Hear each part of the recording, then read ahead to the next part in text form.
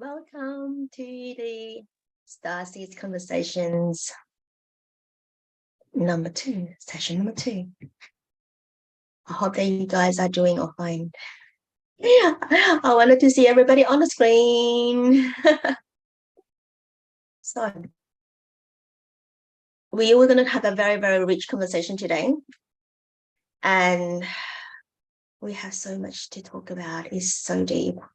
But first, we are going to open a circle, and then we will recap what is on the first one, and then we'll flow into the second Stargate for today, or second session for today. And then we go with the flow from there. But we will have Maria will bring into the embodiment practices, and there will be a goddess of love transmission and god of love transmission. And then we will finish up with creativities and closing the circle. So this is what we're going to do today. So Kyle, would you like to open the circle for today?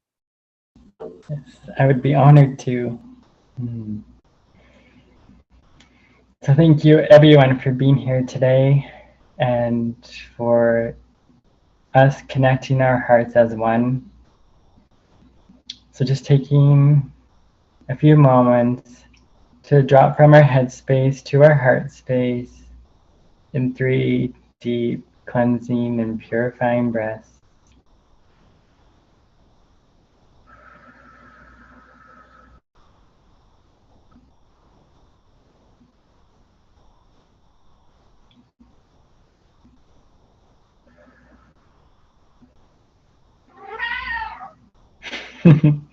And my cat says hello.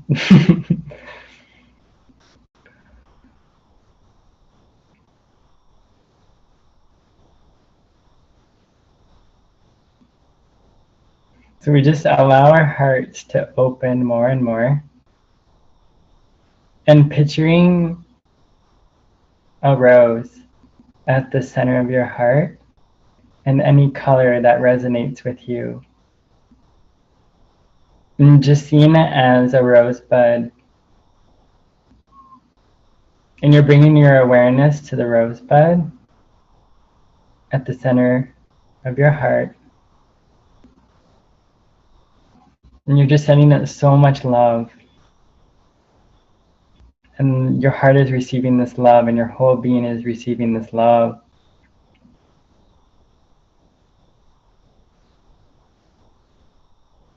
And just allow this rosebud to open up fully and completely, petal by petal. And allowing this rosebud to take any worries, any tensions, any stresses away. And just trusting in this rosebud that it's supporting you and holding you, embracing you and honoring you and loving you. And just allowing yourself to receive this love from your own sacred rose.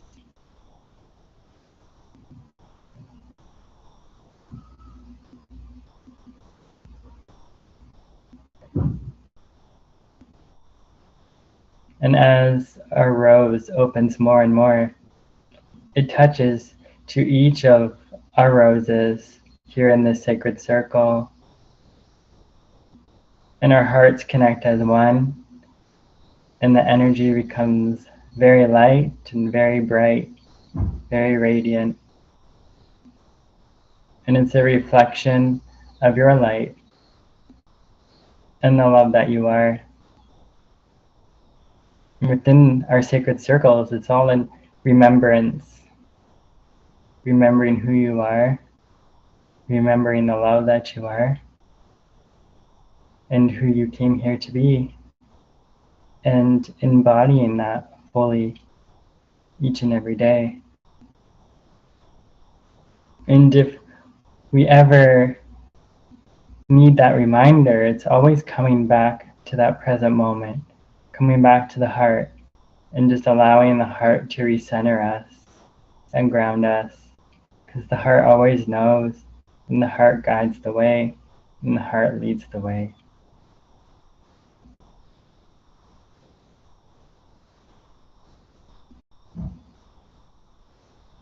And then now, calling in the most highest and purest frequencies to be with us, and just creating a sacred golden sunshine circle around us, and just allowing ourselves to be held and our hearts to rest for a little while here, just to receive, just allowing ourselves to receive fully and completely. I'm just going to use my light language to just bring in sacred space. Tina kiana ki sani kanaina chunu siana kiana chusiana kia kiana siti sakina tiana tisikanaina siasiana tisikani. Bringing in clear quartz crystals to cleansing and purifying us, and to amplify our heart's connection. Tisikana siana, bringing in the diamonds. Tisiana siana kia siana, and bringing in these washing bubbles to just help us to fully let go, so we can be fully present in the here and now, because this is where we need to be for right now, just being right here. Tisikana siana kia siana tisiana kuna siana kia siana tia kia siana tisikaniana. Just bringing in diamonds to infuse all around you. Tisikana siana tia kiana siana siana kia kiana siana. And then bringing in roses at your feet to help anchor you into the earth, into Mother Earth, Mother Gaia, and being one with Mother Nature. Tisikana siana kiana tisikana. And remembering our heart's connection to nature. We are nature. We are part of nature. Sia kiana siani tiana kiana. Now we're just going to honor Mother Earth, Mother Nature, Mother Gaia, and all of our ancestors and the gods and goddesses that we are, and the elements: earth, wind, fire, water, and air, honoring the caretakers of the land in which we reside. Just using this drum to help us connect to the heartbeat of Mother Gaia, and just allowing her heart to heal our hearts as we come back home to our heart as one with Gaia's heart.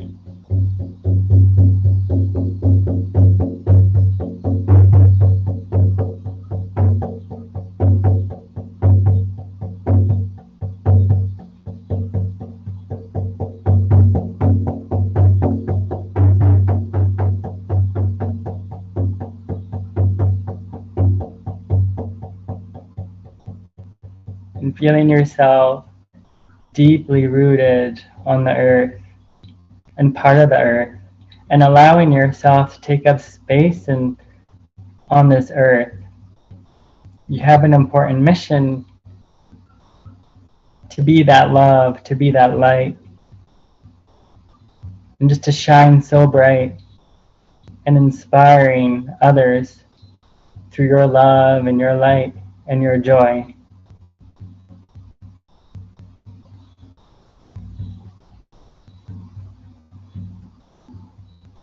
And we thank you all for being here today in this sacred space.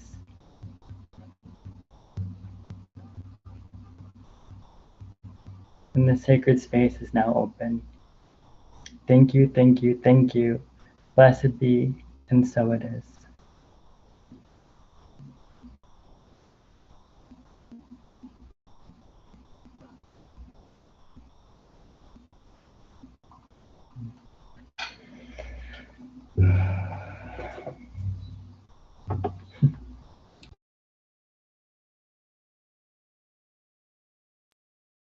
Thank you so much, Kyle. So nourishing. Mm. Thank you for opening a circle in such a loving way, nurturing way, and honoring the past, present, and future. It is so important that we honor them. So we're here today to have these conversations, a deep conversations of what we're receiving, what we're learning. All of us are each of the puzzles. It is a potent conversation sharing here. And we open our eye, look at each of us on the screen here, and we put our hand on our heart and sending that heart energy to all of us today here. That I feel, that I sense, that I beautify this circle, in these conversations that take place at this current moment.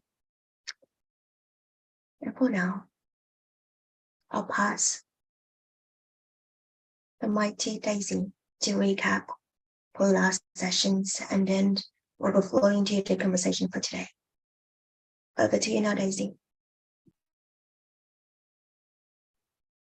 Thank you, Lilian. Thank you, Kyle. And thank you, everyone, for coming to our Starseeds Conversation episode 2. So in our previous episode, we did a deep diving and anchoring the mission of the new moon Virgo, which is seeking meaningful mission on Earth. And that mission is to find our intention and soul alignment on Earth, finding that North Star within. And we dig very deep and redefine what is the origin of the North Star and how they tied into the medical symbol of the caduceus and how it like aligned with polar bear wisdom. And we also did polar bear Qi Gong meditation and exercise with Maria to help us anchor that wisdom of the North Star. And after that, we did Goddess of Compassion guided meditation with Lilian, and also Kyle's transmission. And we also did light code transmission. We had so much fun. Thank you.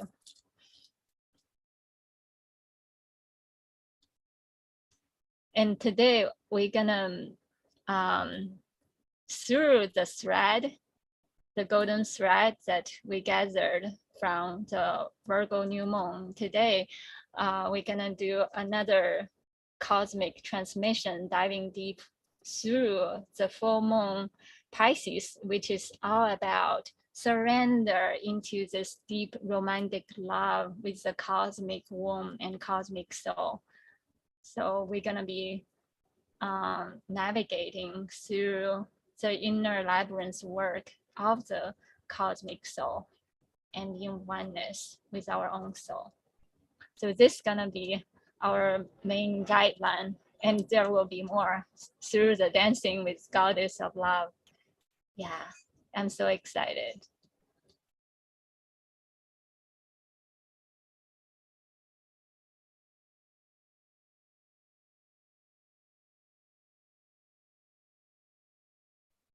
So right now on the screen, Lilian gonna show us this labyrinth work and the initiation of our inner womb healing and inner womb temple. So Daisy, just wanted to check, can you see my screen? Yes, I do. Okay. So.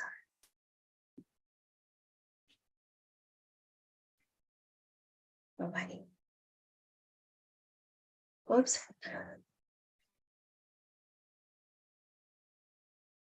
Okay, can you tell me? I just want to check what can you see on my screen now?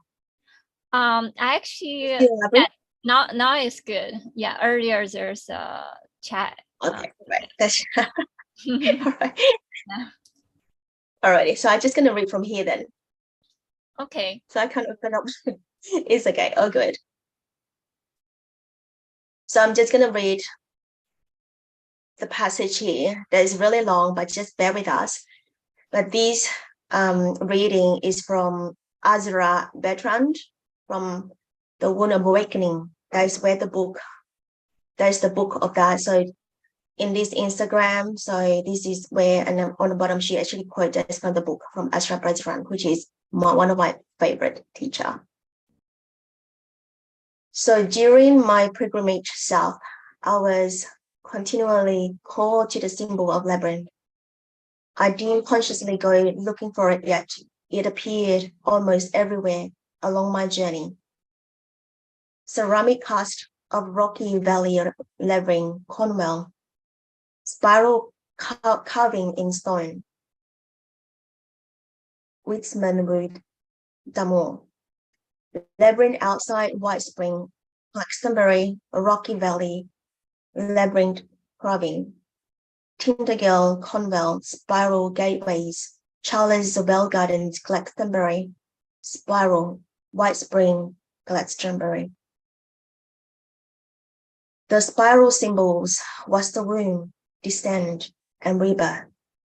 In the earliest Paleolithic womb cultures, the feminine journey was envisioned as the spiral path, a downward and inward moving along a non-linear circle of dreamtime consciousness.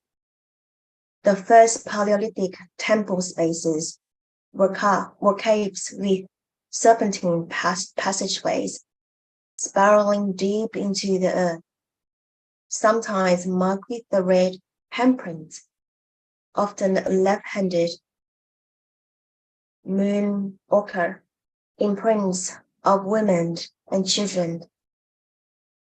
Later cultures created rituals underground womb chambers, often with symbolic labyrinths carved into their entryway. Walking in the circuitous or spiral pathway in or out was a movement through the birth canal before merging into the center point of womb consciousness. Other indigenous cultures spirit travel along grandmother spider's labyrinth web, or were swallowed by the great rainbow serpent, or the great fish of the biblical story of Jonah. In Peru, Incan people built the Temple of Moray, a set of terrace concentric circles heading downwards into the womb valley to earth. God was there, soul and in the caves, and the spirit was contacted by merging with the heart of matter. The womb religions knew the greatest spiritual secret of the perennial wisdom of all time, that the true gate of heaven does not exist externally to us. In the faraway paradise, it exists within us and within the body of Gaia. In their deepest essence, heaven and earth were not separated places. They were linked, one blending seamlessly into the other. Shamanic journeys could take place in actual physical caves or underground chamber, or that could happen by drawing concentrate circles and then physically travel through the portal. So just sit with that, and then we'll go to the second paragraph of reading. So just be aware that what is coming on your mind. Is there any resistance? If there is, and what is it?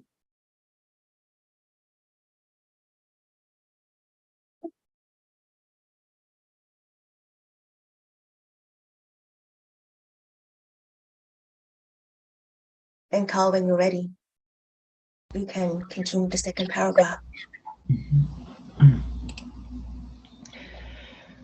These ancient ideas were preserved in Aboriginal Australian cultures, who originally traveled downward and inward in their shamanic journeys. The pictogram for cave, womb, home, water, down, and in was a set of concentric circles, fulfilling the same role as the labyrinth of the megalithic peoples. The creation myths of the northern Aranda of Australia tell the story of the emergence of their first human ancestor from the womb of the earth. The site of emergence is marked by concentric circles painted on the earth, colored red, and sprinkled with blood to symbolize birth blood. When their primordial ancestor leapt from the earth, it is said that the gaping hole was filled with etheric feminine fluids, the sweet dark juice of honeysuckle buds. For the Aborigines, rebirth came on the renewing menstrual waves of the Great Mother's womb. In one of their birth rituals, performed at Ankota, vulva of the earth, they chanted, a straight track is gaping open before me, and underground hollow is gaping before me. A cavernous pathway is gaping before me. An underground pathway is gaping before me. Red I am like the heart of the flame of fire. Red too is the hollow in which I am resting. In the Hopi traditions of North America, all spiritual life was centered around the annual cycle of the 9 sacred mystery plays, the sacred reenactment of the cosmic drama of birth, fertility, and gestation.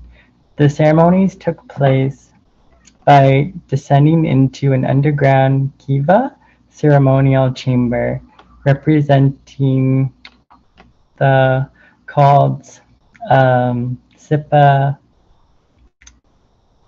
Sipapuni womb of Mother Earth.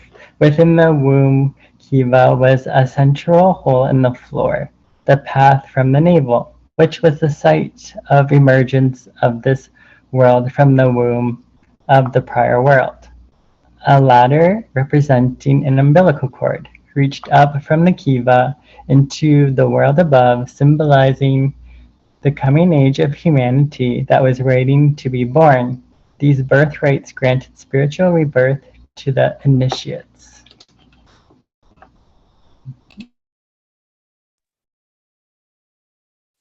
The myth of the Hopi story of emergence, the birth of one world from the womb of another, was symbolized by the sacred labyrinth design. It was known as the tapua, or mother and child. The most common square design represents the unborn child in the womb of the Mother Earth, with a straight line leading out of the labyrinth that symbolized the umbilical cord.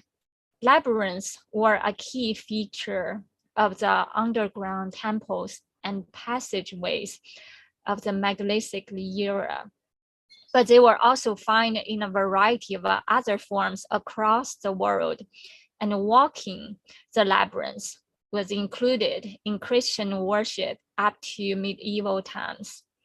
In Mayan cultures, the flower symbolized the womb, birth, moon blood, and consciousness. This was expressed in the sacred iconography of a flowering mountain earth. This sacred symbolic mountain was believed to be located at the center of the earth and was associated with the tree of life and a paradise where the ancestors lived. It was also known as a cave of emergence, as this mother mountain contained a sacred womb cave deep in her center, from which the ancestors could experience rebirth and make their celestial ascent to the stars. In the age of the worldwide cultures that build the megalithic monuments, the standing circles and dolmens were conceived of a downward mystical gateway, moon doors, moon doorways, magical gates, or psychic womb portals into the womb belly of Mother Earth. Thank you, Lilian. Thank you for bringing this initiation in. When Lilian shared this with me, I was quite impressed by the image and also the transmission that's coming through, because it tied in so deeply of this topic. We're going to be diving deep on the second dimension. Let me share with you guys the notes that we're going to be discovering together and transversing together today. Give me 1 second.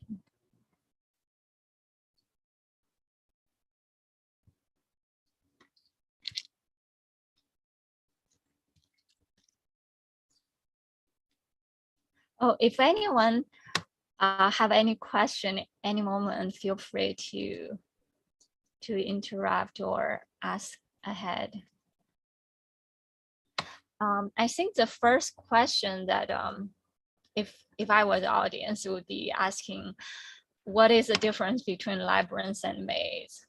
Because there's a lot of misleading in the media. Like for instance, the movie Labyrinth itself is actually not true labyrinth. It is actually maze.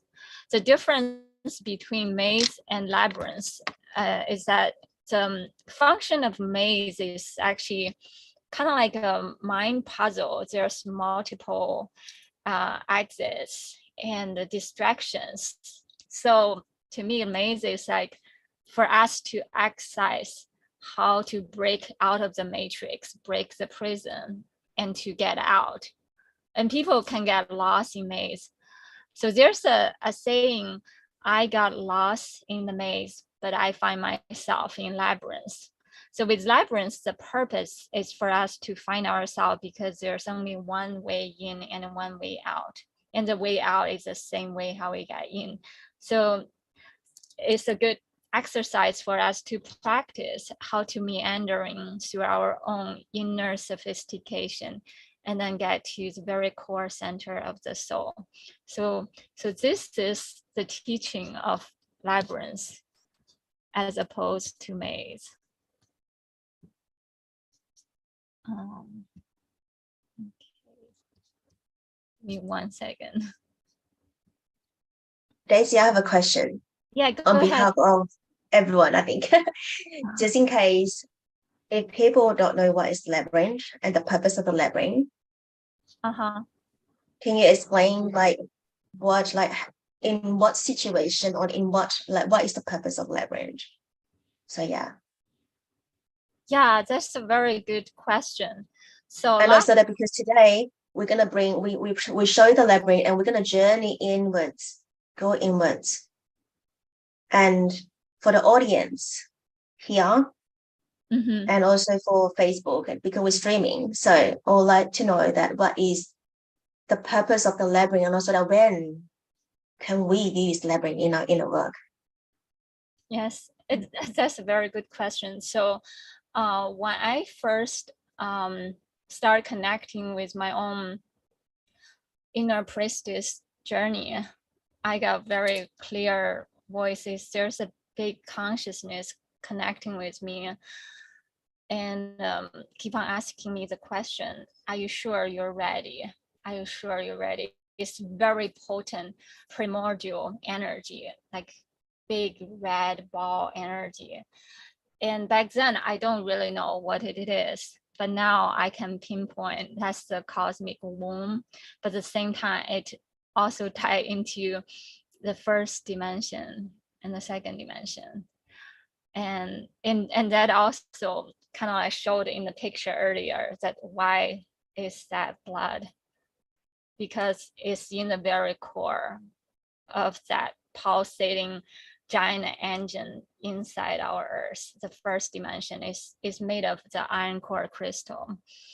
And that is what actually makes the Earth pivoting. And think about the Earth pivot 27-degree angle and have this procession like rotating around the sun. But again, the whole solar system also rotating. So whatever orchestrated this dance of the whole universe, and also was the guiding force to allow this engine pivoting.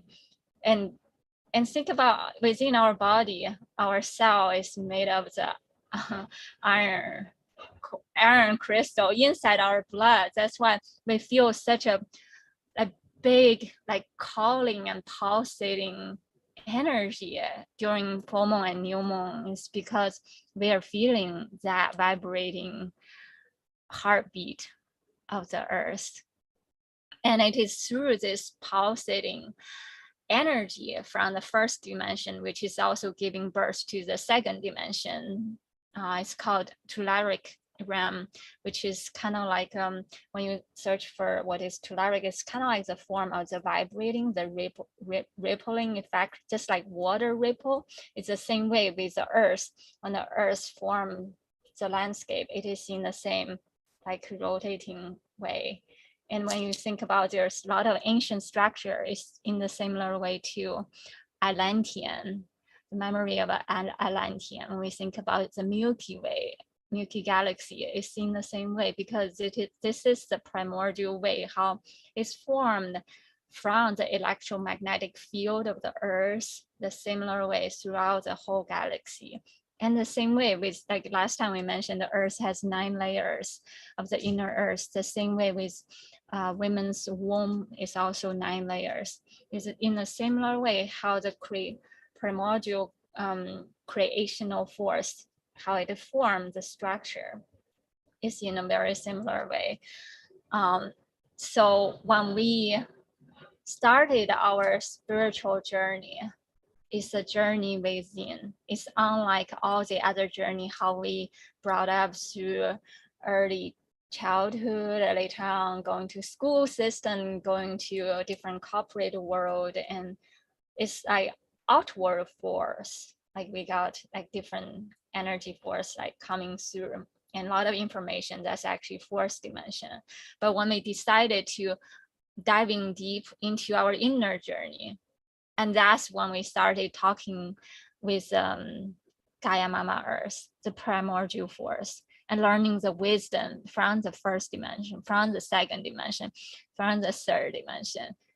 It's like, even though like to other people, like we think like ascension is going up, but now the wisdom of Mother is telling us, let's slow down, let's learn the fundamental wisdom within the earth, and through that we connect with our own body, we anchor our light within.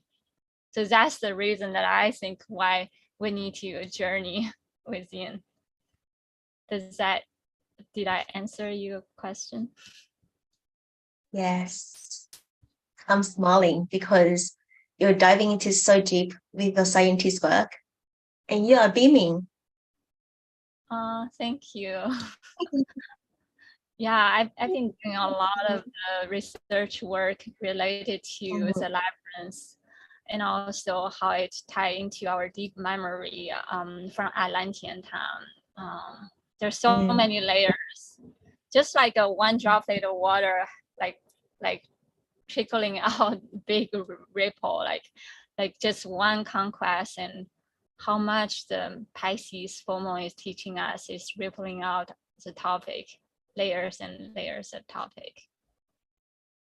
Yeah, let me share the screen. I think I might be able to share now. Here.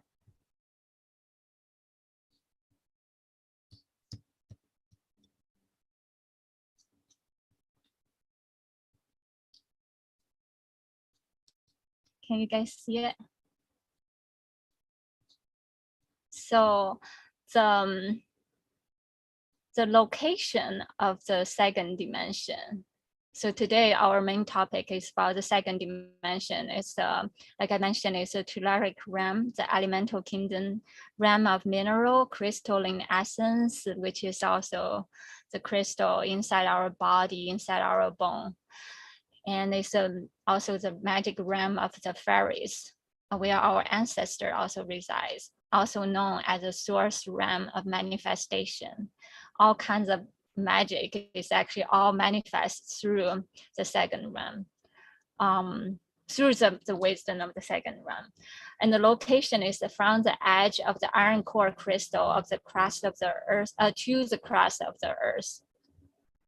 And the frequency range for the second realm is from the 40 hertz to 7.5 hertz. And the vertex on Earth is located on Sarasota, Florida, and the Q side to inner Earth is Easter Island, Chile.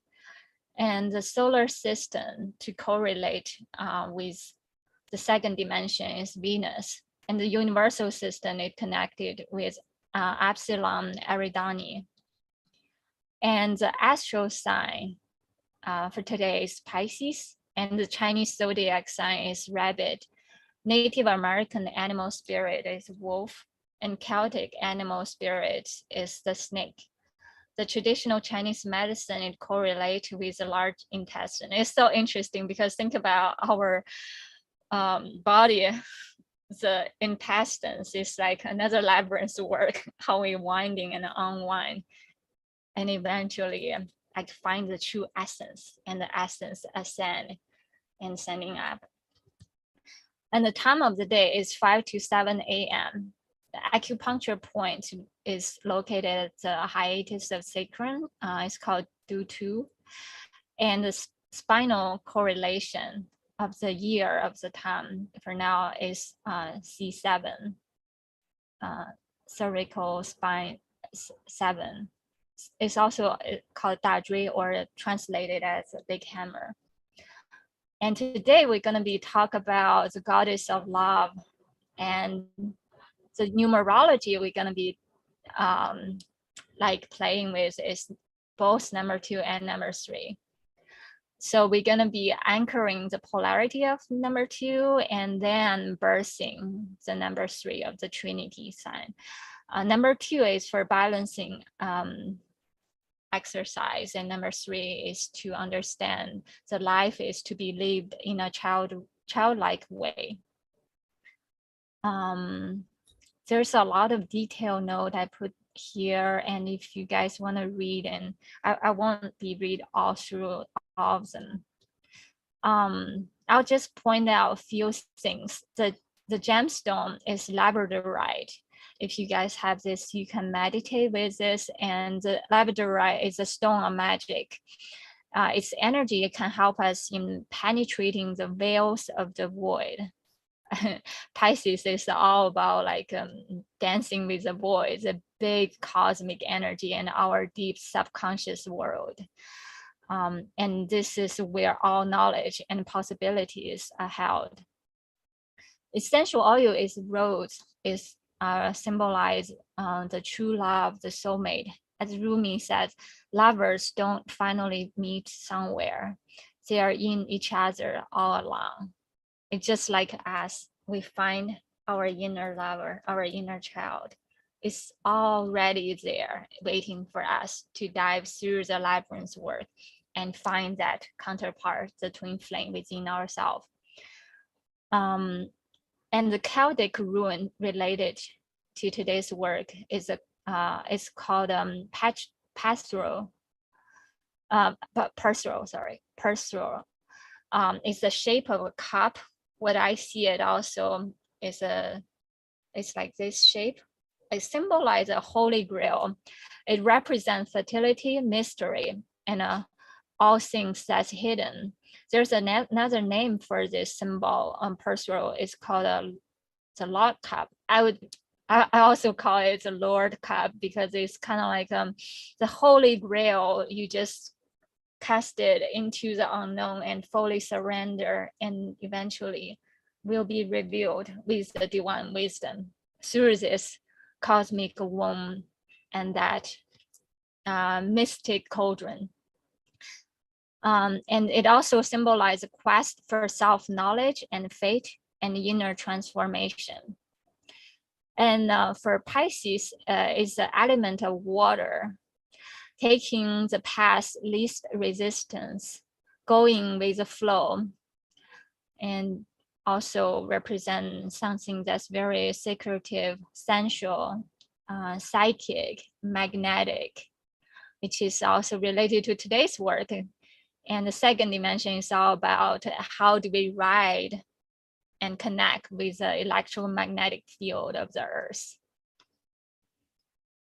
And the body part is the feet, and the mind is a fantasy mind, and spirit is mystical.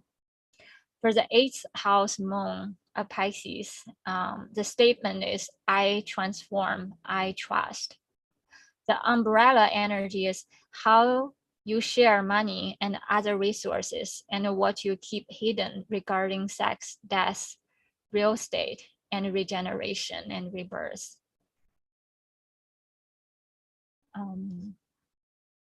So I want to point out one more thing.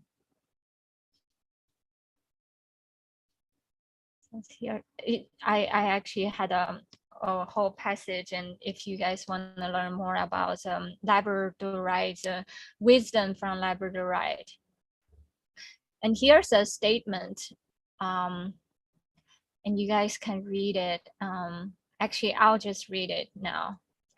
The best thing I can do for myself today is to get out of the way so life can take its own course without the interference of my control drama. I take time out to let go and let things be. I have become too involved in the details and have lost sight of the vastness of the universe and the infinite possibilities that are available to me at all times and in every moment. I am aware that all I need is a different way of seeing what I had perceived as a problem, and that my view is limited by my needs. Rather than by accepting things as they are, I trust that when I get out of the way and give space to the power of now, all is in divine order and everything works out for the good of all concerned. This is a day when doing nothing gets me everything. I allow myself to experience the void. I empty myself of my rigidity, small-mindedness, racing thoughts, the need to be right, and to control outcomes. I know that non-action will present me with right action. I give the universe a chance and trust the will to be larger than mine. When I accept myself as I am, I learn what I can become. I remove myself from all of the mind chatter and allow for silence to do its work. I am aware that a quiet mind brings me peace, the absence of conflict. In turning upside down, I see how right side up things really are. Acceptance brings me perspective. Acceptance sets me free. Acceptance brings me wholeness. Acceptance widens my mind. So this is what I bringing in based on this full moon Pisces. There's that void element, and there's this deep inner silence. There's a devotion, dedication to find the truth, to find the inner soul alignment, accept, and to surrender, allow the universe fully unfold the mystery within me. Yes. So I also want to invite Maria to share her wisdom related to the essence, because I know Maria, she makes herb tincture, which is called chlorophyll, which is like the very essence of the earth, the wisdom of the elementals. And Maria holds so much potent wisdom, and I just want to ask to hear and to learn. Thank you, Maria. Before we jump into it, Maria, I would love everybody to share, or what is this moon that is bringing you, of what Daisy was saying, like to surrender and not in control in the mind, and what is stirring up, and being that present moment of stillness.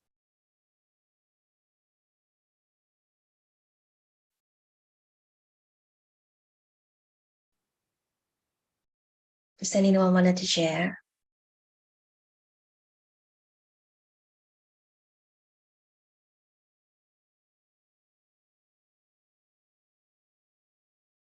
Anyone?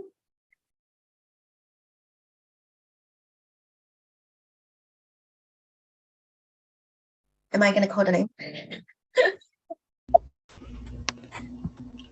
Well, this is very symbolic because my water bottle just exploded and I'm just cleaning up the water. So it's a sign of trusting, going with the flow, literally, letting the old go.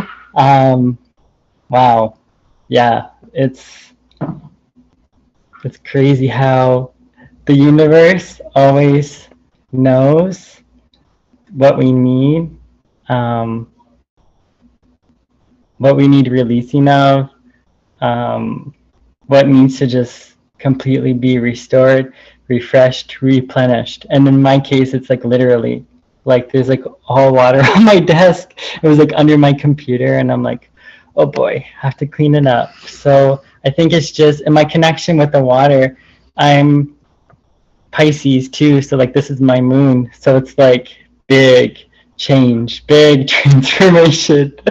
At first it was like every time when there's that moon, it's like that little bit of like uneasiness of like, okay, what's this moon gonna bring? What am I gonna go through? Like what needs releasing? But this moon, it was honestly the best moon ever, because I did a little with like triggers. I was just like feeling it, processing it, letting it go, and then really holding space for like all the emotions to come up and that vulnerability, and then it shifted. Then it was like all this joy was returning, and this creativity, and just was just celebrating. So yeah, I think it's just with this water. This is like the last bit of like cleaning up, you know? Yeah, I love how symbols always come through. And definitely, like I was working with Apollo today, and it's just so perfect that he's all about symbolism. It's weird, like my water bottle, I put it in the kitchen and I can hear it cracking. Like it's like, so that's like symbolic of like, I'm literally cracking open. Like, like my vessel is cracking open. Like more is flowing in. I'm just like allowing it. It's just like, thank you, universe. So I'm just gonna go on mute now and just finish cleaning up the rest. But yeah, yeah, just nice to be here. Cosmic egg, you're birthing the cosmic egg. That's why the water broke, right? Yeah, I receive, I accept. It's like, okay, I'm listening now. Yes, thank you so much for bringing that. I actually have a few pictures I want to share. Is it okay I share it very quickly? Yeah, thank you. Thank you, Kyle. You can clean up and then come back. That's so interesting. I love synchronicity. So this is what I mentioned earlier. So water how it rippling out. This is in the nature form of Labyrinth's work. And this is showing the different layers of inner earth, like what we touched last time, and also the cosmic womb. This is how it look like as a Labyrinth's work, as in reality, like a Tibetan, like the painting of Shambhala and Shangri-La, and this is how it look like. And also the electromagnetic field, how the second dimension actually, like the first and the second dimension work together, like reforming the ripple effects throughout universe, how different layers of the inner earth all come together and just like form the labyrinth that's within the universe. And it also showed like different structure, how it like here shows in Atlantean and Lemurian, how it slowly formed different layers and complete sophistication of the inner earth. I mean, go to the next one. And here it also showed, last time I showed the Animal Monday, which is different layers. And so this layer and layers of work that we're doing. First, we wake up to our light. Second, then we wake up to our shadow. Then we wake up to our self. So this is the whole like essence why we're doing the labyrinth work. And here's more that showing like different labyrinth work as how it tie into the toroidal field and also the tree of life. It's all interconnected. Yeah, here it says the earth as a cosmic egg in the tree of life and death, and how the labyrinth and the cosmic soul all come in alignment together. And we can feel this and connect with this through our own inner work. And here example of different labyrinth designs throughout history on Earth. And there's more. And as you can see, even our brain, the design of the intricacy of our brain structure is also already have the labyrinth inside us. And you can see more detail with the labyrinth. There's only one entryway in and only one entryway out.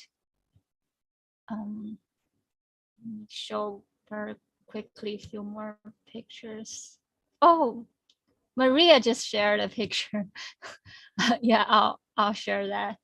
So, and there's another structure that's showing the Ankh, how the Ankh is actually it's an initiation portal, just like the women's structure of the uterus. And what I believe the top part, the ring, it is the labyrinth. But through the initiation, we decide to enter into our own inner body. And then we anchor that initiation of the high priestess temple within our body.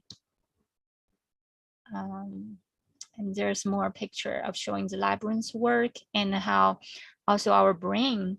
And I believe that the eye of Ra and also have this like how you can see it through the layers of the brain, and how the pituitary gland is the beginning of the labyrinth. The pituitary gland and the pineal gland is the very inner center of the labyrinth. And here, this is what I mentioned earlier. The first dimension is that iron core crystal. And then the second dimension is in between the iron core crystal and the crust of the earth. And here's a diagram to show us there's a medical bed. We can imagine how our reality is like. The first dimension is very dense at the very core of the earth, anchoring our energy and pulling the gravity. And the second dimension is like this upside down triangle, and how from the first dimension, and then it come to second dimension. Actually, second dimension's frequency is much slower than the first dimension. It's quite ironic, but it is how through this slowing down and anchoring and share the wisdom and the richness of wisdom and mineral from the first dimension. And then we can imagine we just being blessed and relax upon those structure of the first and the second dimension. And the third dimension, we got blessed from the blessings of the earth. And the fourth dimension is like this dome structure where our information filters through. And here on the bottom right, you can see these layers and layers of ripple effect from the first dimension, second dimension, third dimension. In this spiraling dance, if we look at sideways, it would be a similar way how the bottom of the earth, the inner earth, and then different layers coming up. But if you look from the top and down, that would look exactly like Labyrinth's work too. So yeah, there's more pictures. And this is what we talked last time, the cosmic soul. And then different layers of inner earth. And this is a structure, what we believe to be the Shambhala kingdom, and where we can connect and reach to nirvana, which is actually inside us through our inner connection of the Labyrinth's work. And we can find that within us. Yeah. Okay. That's all. Thank you.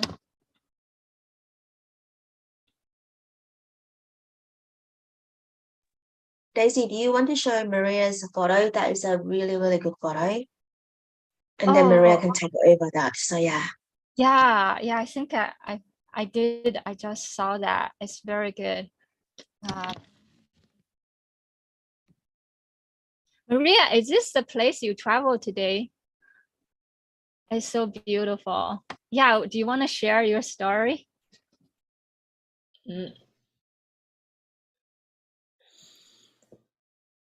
So this is the labyrinth I walked today to prepare for our time together.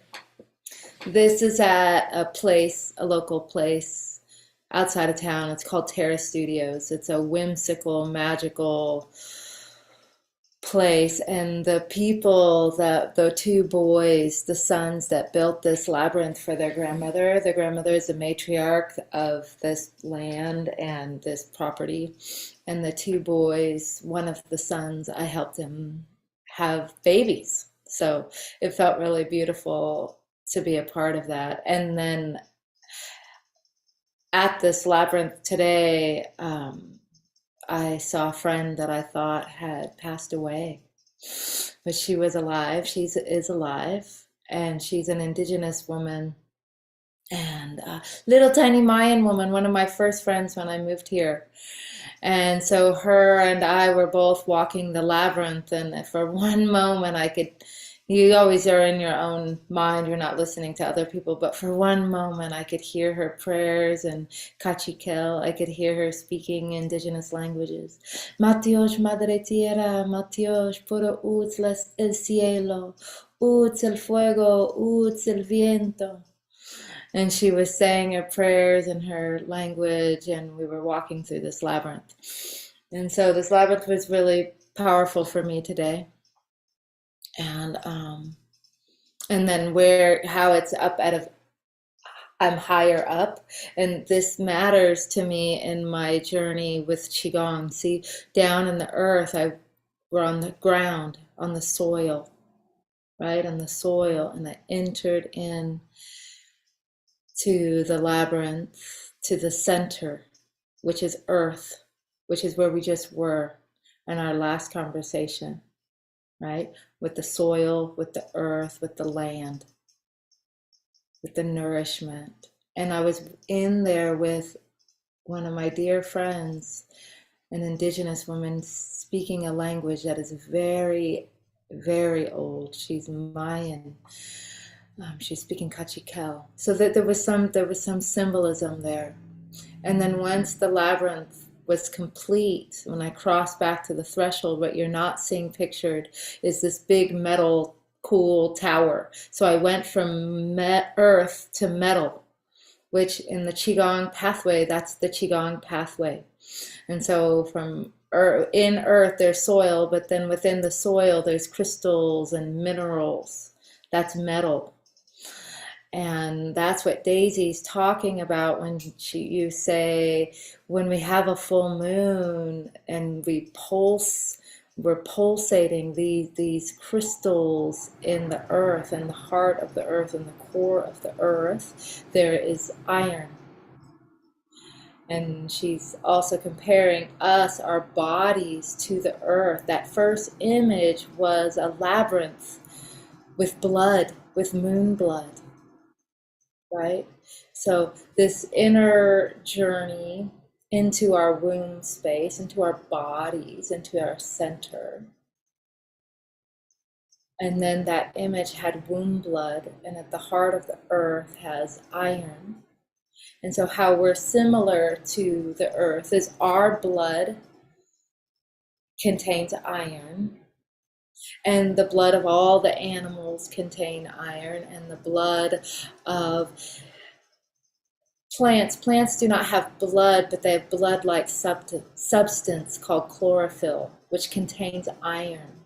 So the earth, our bodies, and the plant, at the center of it is metal, is iron, which is so beautiful. And you invited me to share a little about chlorophyll. And so chlorophyll is the green part of a plant. And we make this chlorophyll product here. And I just kind of want to show it to you. So we can go off the labyrinth for a moment if you want to. And so chlorophyll, I'm going to hold this little bottle up. Energizing chlorophyll, right? It's very dark, like rich blood. And these are made from mulberry leaves. And in a previous conversation Daisy and I had, I learned a lot about mulberry leaves, how important they are. See, this is why we get together. Mulberry leaves are rich in iron. I have a mulberry tree growing out my back corner here. Long before I knew anything about mulberries, someone asked me, what kind of tree are you? And for whatever reason, I instantly was like, I'm a mulberry.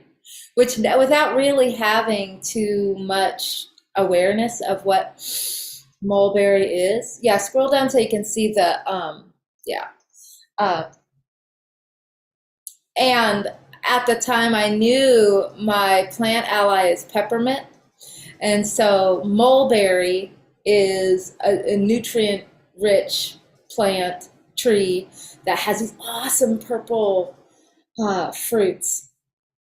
And the leaves, they're big, and they contain iron and all sorts of minerals.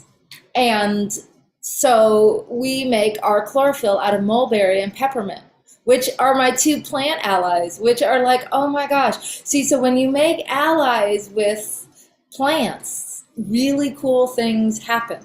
You start to make something like energizing chlorophyll. But the where Daisy comes in, that I had no idea of a mulberry, how significant mulberries are, is that the leaves, silkworms eat the leaves of mulberry leaves, and the silkworms make their silk. And when we're about to practice Qigong, we're going to do one small movement, but this movement is a silk reeling movement. So in Qigong, you're all in Tai Chi Chuan, you're practicing as if your movements are like threads of silk, because silk is really sticky and delicate and strong. So, but if you pull it too much, you're going to break the thread, and if you don't do it enough, then you're going to get it tangled. So there's this like open, relaxed, open fullness to your posture and to your movements. That are silk reeling. And so this mulberry plant not only contains iron, what I want to talk to you about, but also helps us have our form, which is very metal, which is a very metal component. It helps us have our form and structure in Qigong. And so that's really brilliant. And so chlorophyll, I'm going to just show you one little drop. Do you see on the screen here how on the bottom it says hemoglobin and chlorophyll? So that is what your blood cell, that's a red blood cell.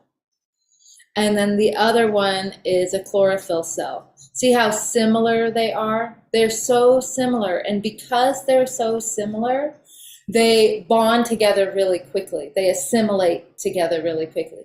They both carry oxygen. And so for our bodies, and we're weaving in the blood of the womb, but we're also weaving in Goddess of Love, right? And Goddess of Love with her great unconditional love and her nourishment. And we're connecting to the Great Mother. And we're connecting to the womb that is filled with love, that is filled with life, that is filled with creation. And this chlorophyll is the blood-like substance in a plant that carries oxygen, the breath of life. And so Qi, energy, connects to oxygen. Oftentimes you say Qi, and wherever the oxygen is where energy is. Qi is in more than one place, but often when you breathe and you energize and you animate yourself, Qi is that animating force. So oxygen and Qi go together. So when you're oxygenated, you're more healthy, right? And when you're nourished, you're obviously more healthy and you're less depleted. And so in our life, we have a really stressful life, and we're changing and we're evolving and we're transforming. And we have a lot of illnesses, right, as our culture. And this is just one of many, of thousands of remedies, of thousands of ways that you can connect to Great Mother and connect at a fundamental level to receive the minerals and the oxygen and the nourishment that you need so that you can then animate. And you think of a plant, think of a potted plant that's kind of sitting in the corner that's been neglected, right? What is Goddess of Love? Goddess of Love comes to you and loves you, loves those parts of yourself that have been neglected, right? And so you have this beautiful opportunity with chlorophyll to oxygenate and to nourish and to fulfill your body so you're not so depleted and you don't feel so worn out and run down. As a midwife, this was primary remedy. Like I would not attend people's birth if they did not have chlorophyll at their house, because women that bleed, either they have heavy cycles, they're going through like perimenopause, so they're having menstrual flooding, or women that have just given birth, they are in a place where they are bleeding a lot. And they, especially after a miscarriage and a cesarean, those births and miscarriages specifically, they have a tendency to bleed a lot, and then it's really hard to recover. And so we want to get you to recover really quickly. Not everybody's having those challenges, but they are really depleted and they're not getting the vitamins and minerals they need. And so chlorophyll is one solution. I'm going to show you what it looks like in this cup, but I'm not going to drink too much of it right now because it's late. It's getting late where I am and I want to sleep well. This is called energizing chlorophyll. So you want to take it in the day. So I'm going to just show you. This is super dark. It's going to stain. So you can maybe take it off the screen, off the picture of the product, and you can see this jar.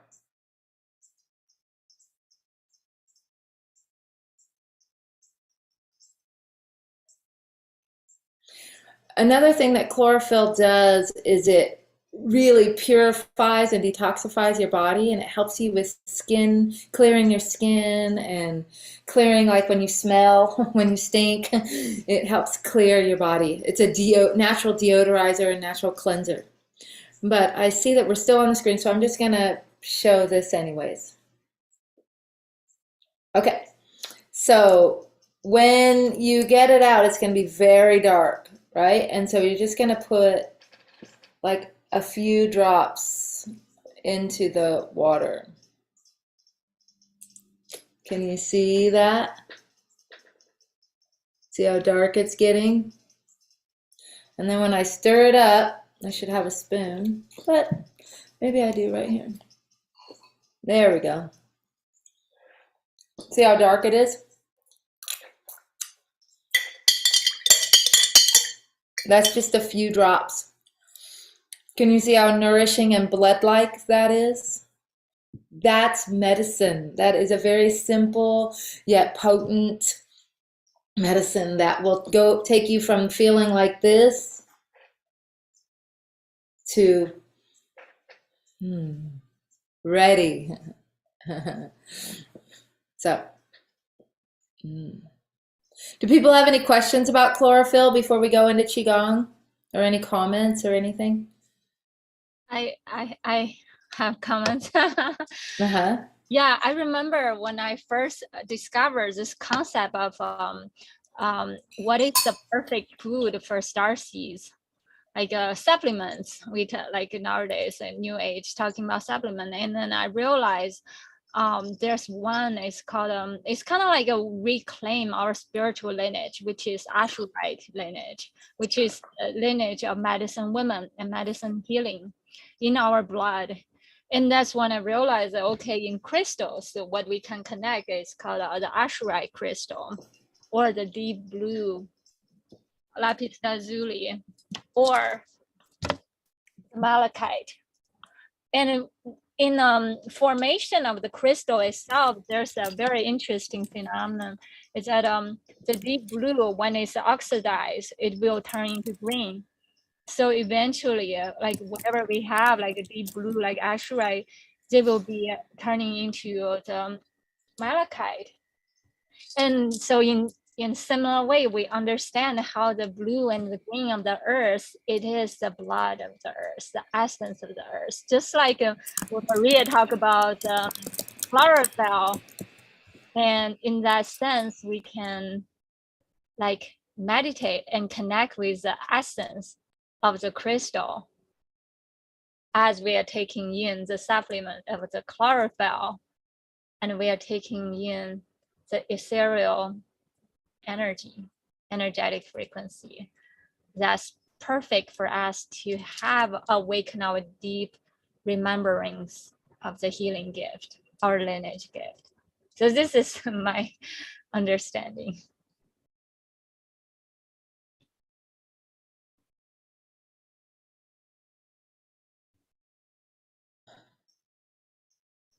Yeah, a few things that I want to say, but I do feel a little like I have three thoughts in my mind at once. But I want to say, I'm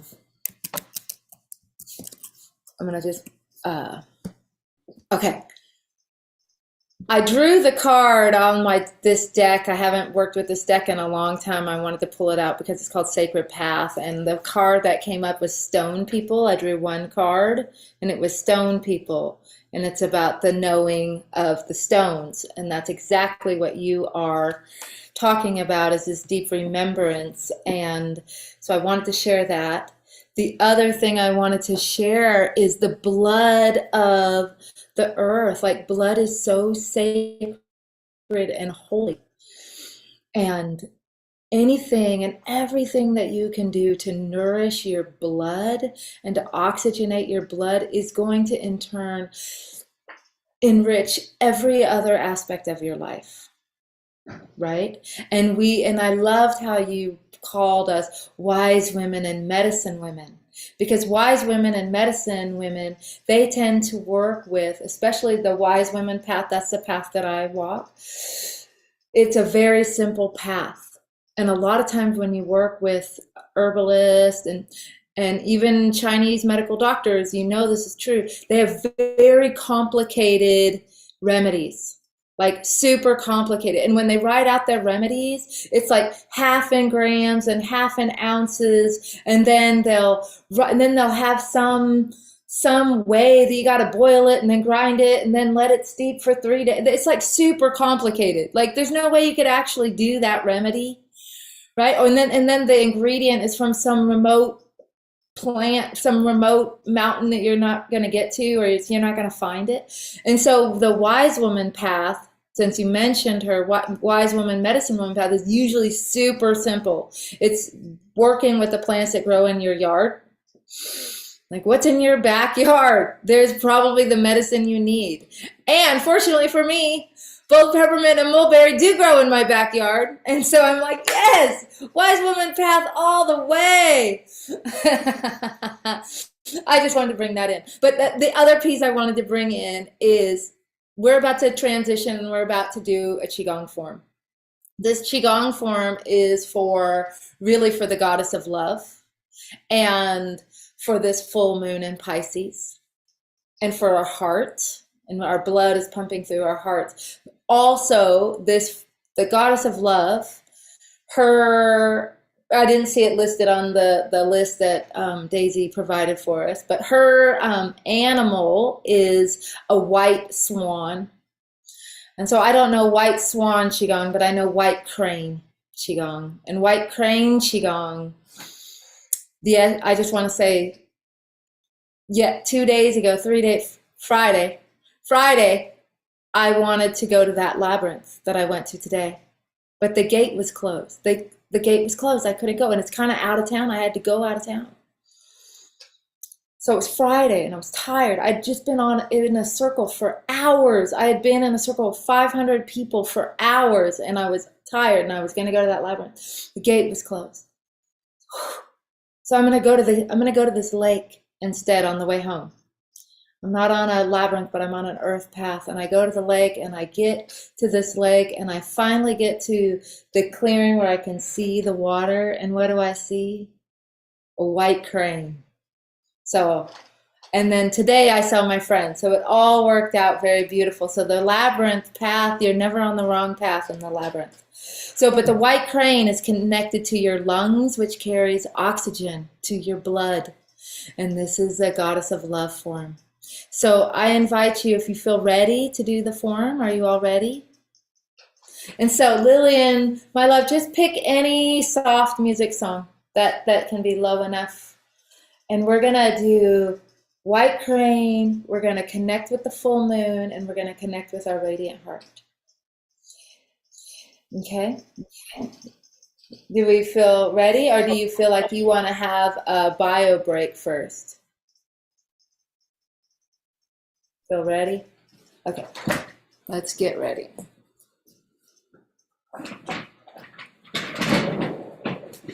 So I invite you to find your feet and just kind of stretch out for a second because we've been sitting for a while we're getting the music going. Just feel yourself. I'm wearing white for the honoring of the white crane. And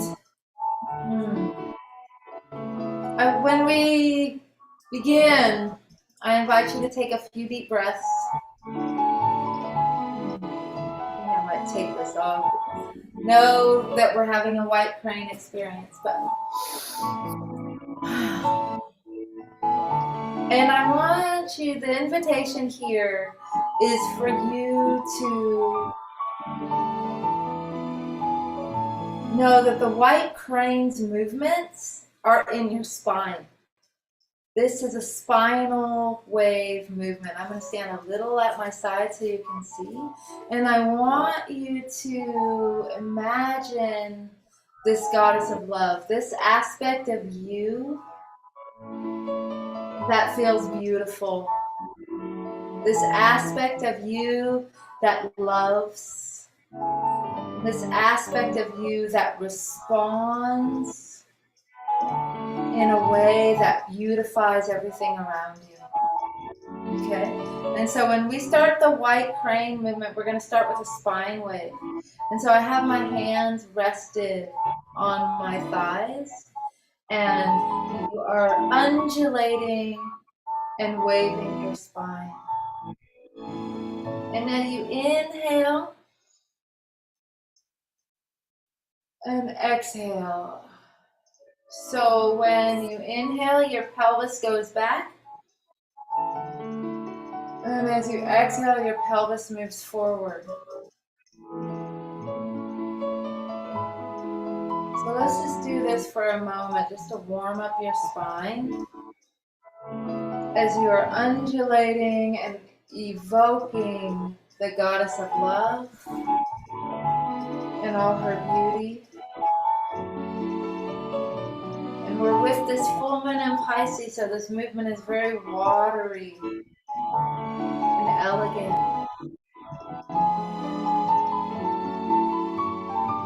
Okay, I see you're starting to get it. So let's build. Let's now invite this white crane to come into us. So I'm going to turn so you can see my hands a little bit. White crane, you're going to have your hands like a thumb like this, because this is your lung meridian.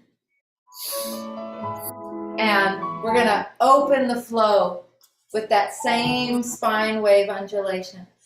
And how we work with the white crane, we start off low and slow, and gradually we build and we get a little higher and a little faster. But let's start off low and slow. Your feet are on the earth. You're undulating your spine. As you breathe in, your hands rise up. As you breathe out, your hands float down. And then start to bring your hands a little higher. Because what we're doing, we're emulating the white crane. We're starting to gain altitude. We're flying. And so now that our hands are higher, let's just stay high and just speed it up just a little bit. Just a little. Feel this energy, this love energy from the earth up your spine, out your hands. As you are flying, as soaring is a beautiful crane. A little faster, a little faster, a little faster, a little faster. And now let's slow it down, stay high and slow it down. And now start to bring it down. Start to bring it down. What we're doing is we're landing. We're finding our branch. We're landing. We're landing. This white crane form is incredibly powerful because it merges yin and yang. This right here, landing and slow and low, is yin. So now land on your branch or on the earth and hold your posture for a moment. Just sense and feel. And now we'll do the same thing one-handed. So spine wave up, one hand comes out. Let that hand land. Then the next hand comes out. Low and slow. White crane, one wing at a time.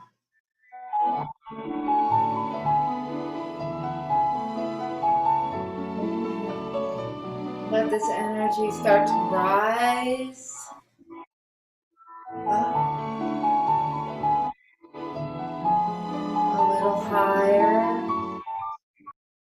A little higher. And really feel this energy pour out all the way to your fingertips. And now that we're higher, we can go a little faster.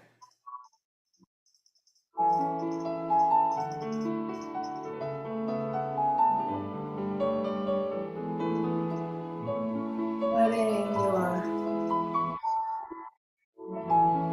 your energy soar up, become yang, let it expand, let it rise.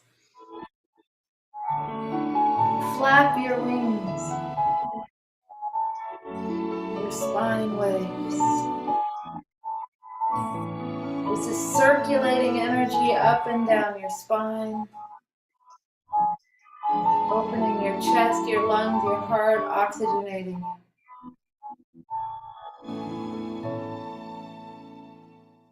And now start to stay high, but now start to slow it down. The beauty of the bird is that the bird helps you create space between you and whatever your problem is. You can just fly and you can see your challenge from a different perspective. So start to bring it slower and lower. Start to bring yourself back home to your center. Start to land.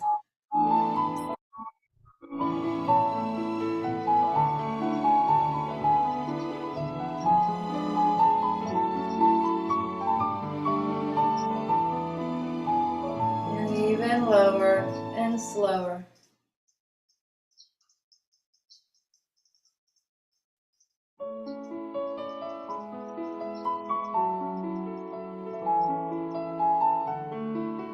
Even lower and slower until you come to stillness.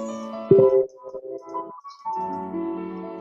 can imagine you're holding a Qi ball. In our practice, we'll come back to this Qi ball.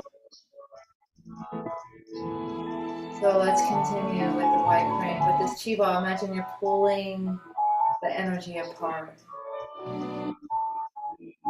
Back together. Low and slow. Spreading your wings. White crane spreads her wings.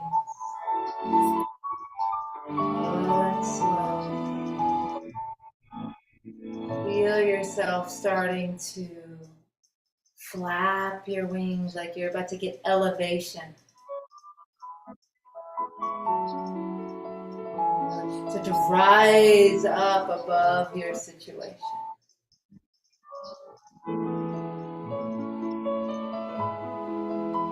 Undulating your spine all the way up. Once you get up high, now you can make it a little faster.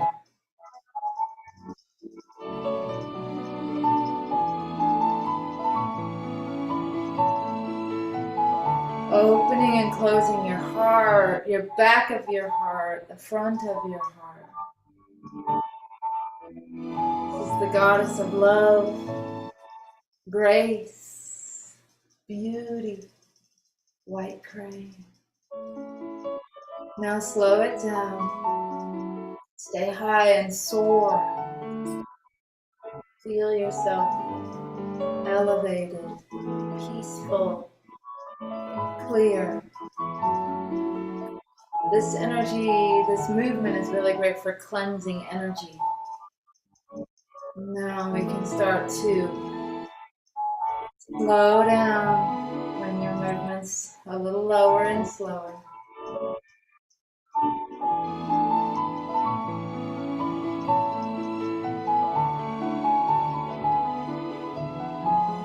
And lower and slower.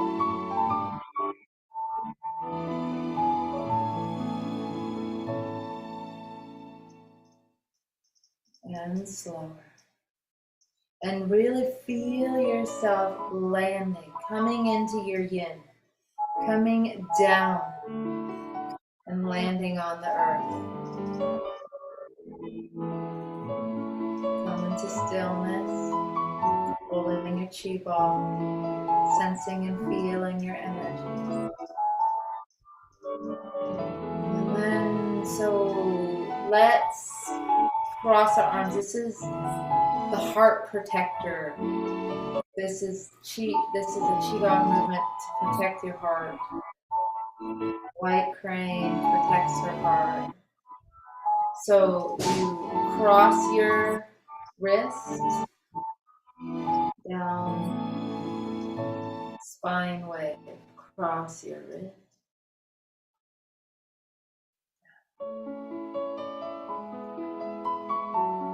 Let your movements grow and expand. You can cross both wrists or do the same one. It's up to you. You can alternate. We're creating this field of protection, the circle field of protection, so we can be in our radiance and in our beauty and feel safe to express ourselves, safe to fly and soar.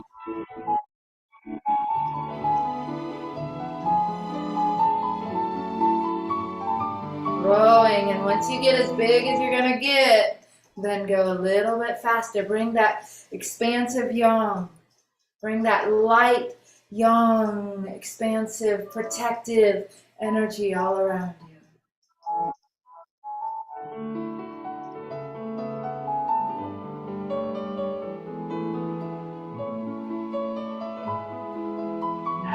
Big. And now start to slow it down. Be real mindful of your circles and of your spine wave as you come back into your yin form. Slowing it down.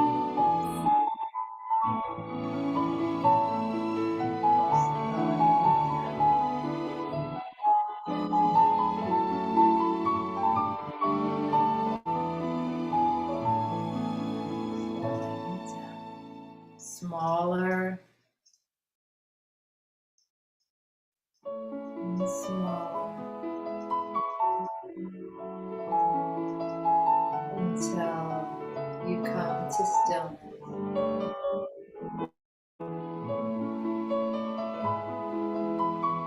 And let's hold this Qi Gong here.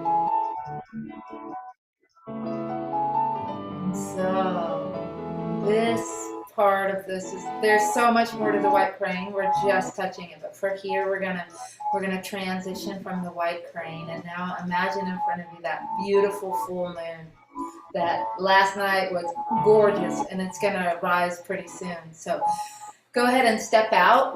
The Labyrinth showed me this today. I did this last night with the full moon, and I did this with the Labyrinth too. So I want to share this with you. This, make a big circle. Imagine you're tracing your Labyrinth, or you're tracing the full moon. In our Qigong practice, we do a lot tracing these circles, right? A lot of circle tracing.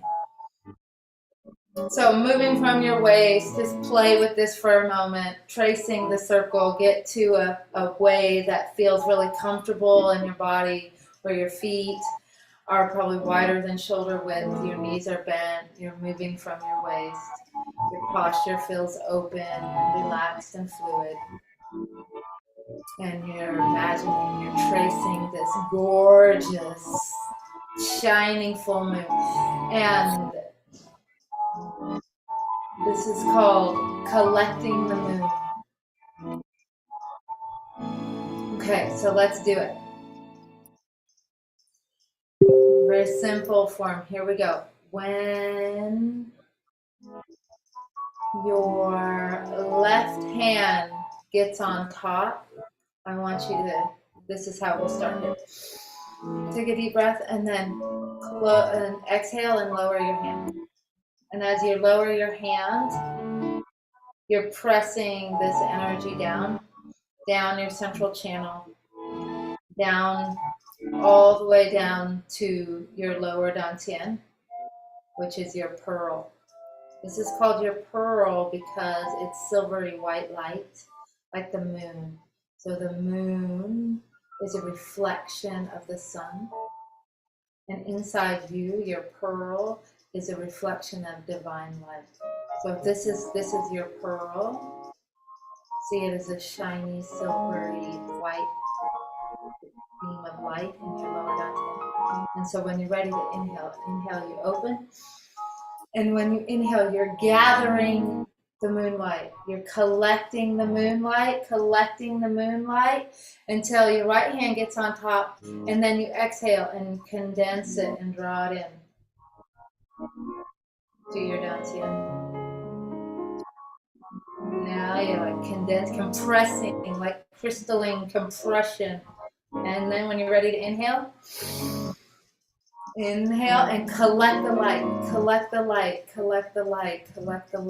And when you're ready to exhale, condense it down into your dantian, into your womb, into your internal labyrinth. Inhale. Exhale. Condense.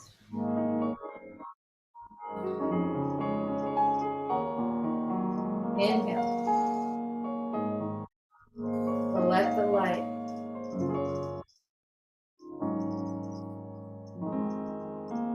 Drawing it in to your internal vessel. Inhale. Collect the light.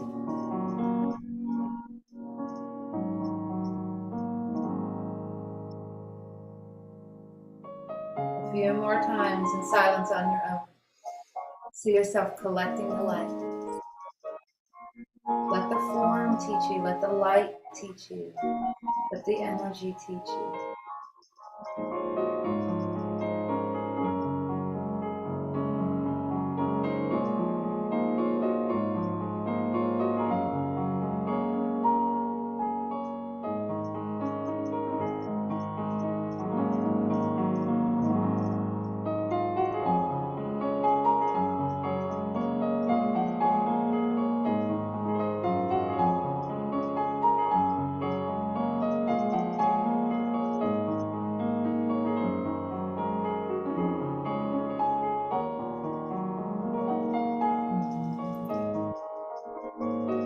Let's just do one more.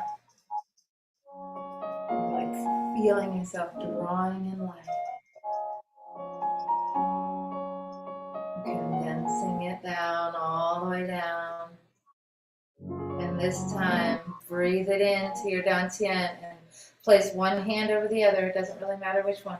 Bring your feet a little bit closer together and really sense and feel or see, however you tune into energy, tune into your lower dantian as this radiant ball of light, moonlight in your womb, your dantian. I think that's so beautiful how the Taoists see the lower dantian as a pearl like the moon.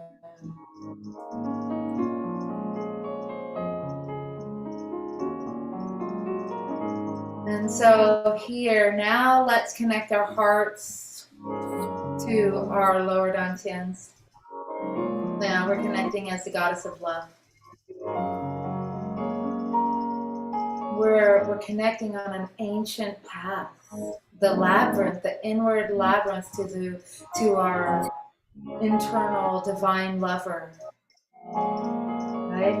That internal divine lover connects our lower chakras, our sex organs, our wombs, our genitalia with our heart. Goddess of love is Aphrodite. She's very romantic and sensual. So we're bringing these energies together.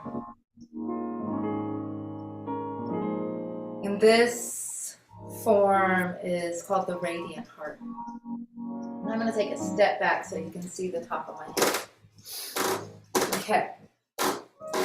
So let's go through the motions and then it will drop into the flow pretty quickly. Bring your hands together down here and just go ahead and open up. Can you see the top of my hands? Above your head, make a triangle. First finger and thumb touch. When you're ready to inhale, you inhale and draw this triangle down to your heart. We're just getting the structure here. Turn the triangle face down. Now, exhale, lower your hands down to your lower dantian, down to your womb space and into the earth. From here, inhale, draw up the earth through your root, through your perineum, through your womb space, through your dantian, and draw that energy back up to your heart. Turn your hands out. Now, share your heart. Share that energy with your beloved, with others. And now that you've shared yourself, now you're going to receive that love up through your perineum, up through your dantian, up into your radiant heart. You're going to receive your own love. So here we go. Inhale, exhale. Inhale, draw in divine love and light down through your crown, down to your heart. Receive that divine love. Turn your palm. Now connect your heart with your womb and the earth. Inhale, draw up the earth through your womb, back up to your heart. Now share yourself with the beloved, with your beloved, with your friends and family. Now inhale, receive this energy up through your perineum, up through your dantian, up back into your heart. Okay, we've gotten it. Okay. Exhale. Receive as you inhale divine light through the top of your head, blessing you all the way down to your radiant heart, and let your heart drop down into your womb, down into your dantian, down to the earth. Inhale from the earth, through your perineum, through your dantian, up into your heart. Now share. Share. And now receive your own love and the love of others through your body vessel up into your heart. Here we go. As we go, I'm going to say fewer and fewer words. Just draw in the light to your heart.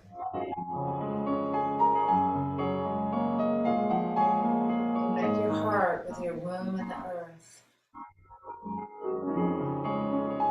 Receive the earth through your womb, through your dantian, up into your heart. And now share yourself. And now receive this great love through your body, up into your heart.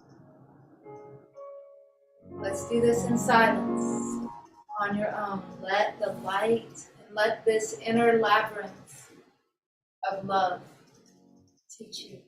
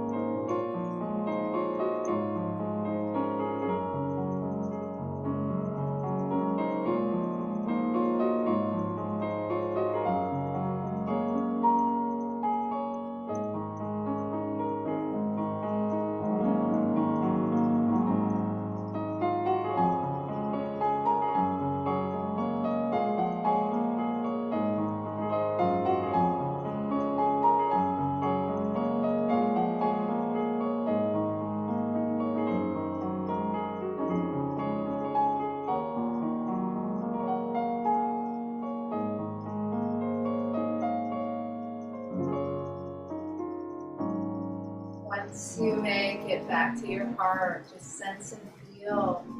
Remember, let's connect to that heart, that rose that we started our circle with. Feeling a rose near your perineum, and a rose on the ground.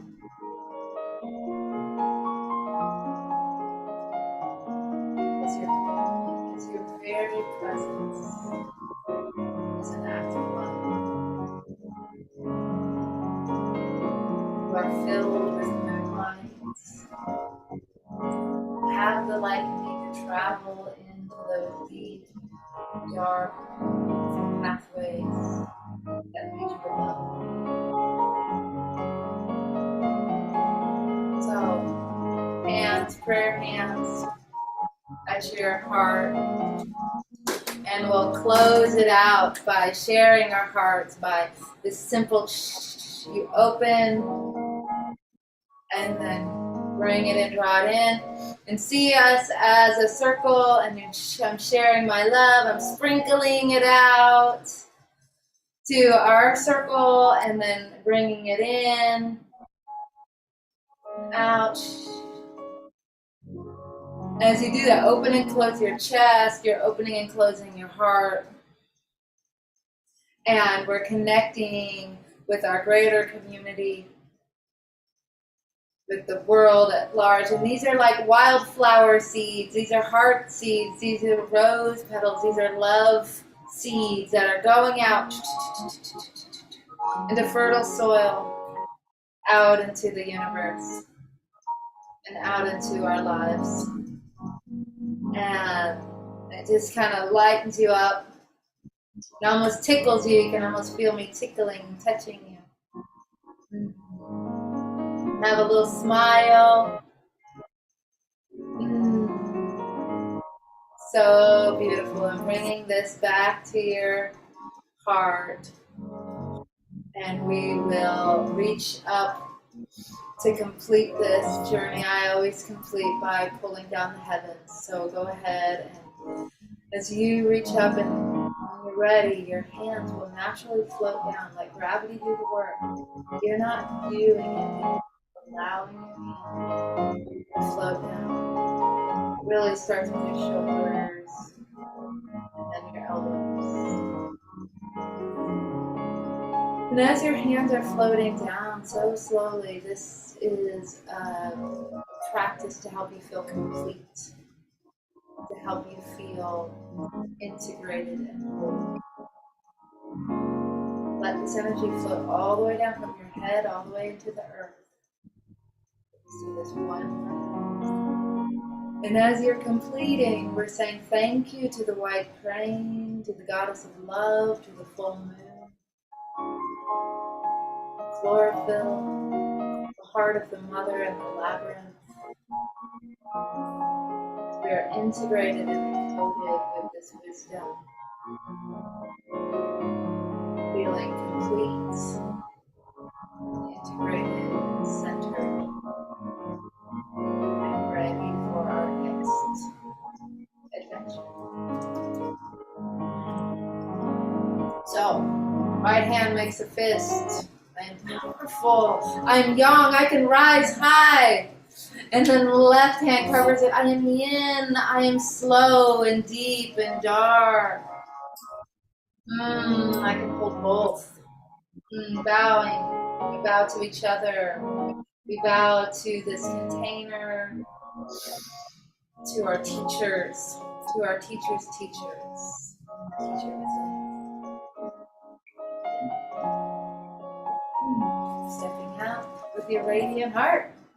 Thank you.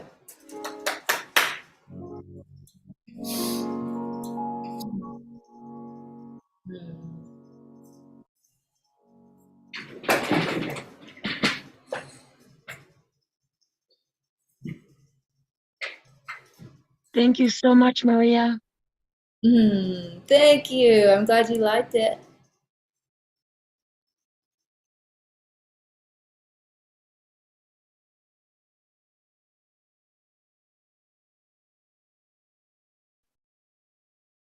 Thank you so much, Maria. It's so needed.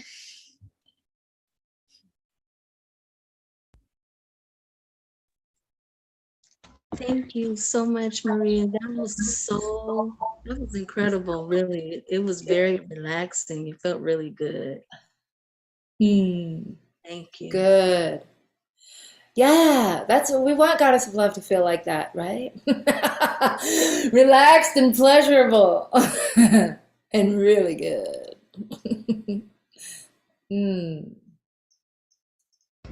Thank you, Maria. I got so emotional during that, but it's good. I was just going with the flow.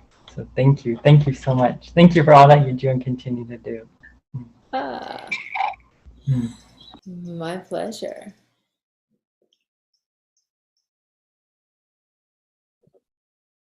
Thank you, Maria.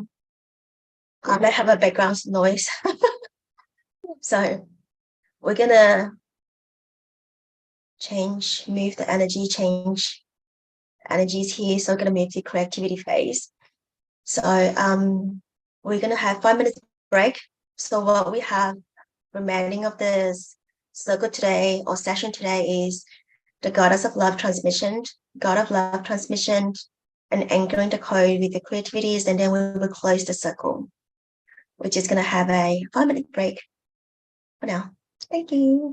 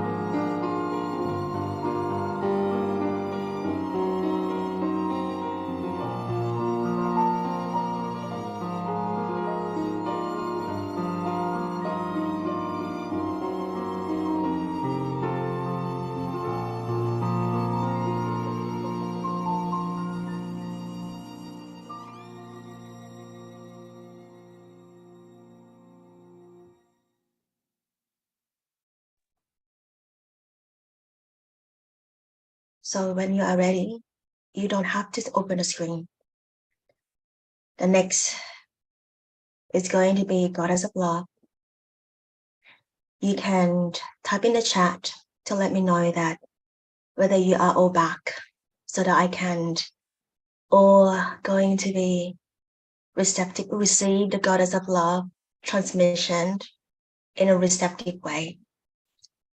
So if you are back, just type back or I'm back so that I will not play it without you guys. Yeah, look like everybody's back, right? Okay, cool. Alrighty. So just close your eyes and receive this transmission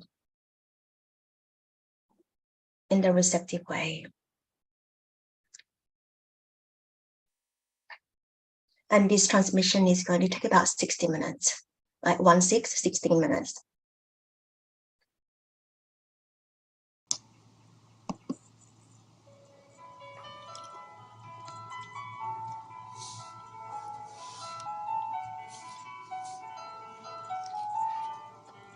Goddess of Love. Goddess of Love, Temple Gate is now unlocked. Will you join me? This gate reveals an entrance into the mystery, which only openness of the heart can penetrate. Through union, passing from the tongue of flame, enfolded into the crowned knot of fire, ignited when the fire and the rose are one. We are focusing on pure love, gratitude, invitation, self-love, open heart, sensual alchemy.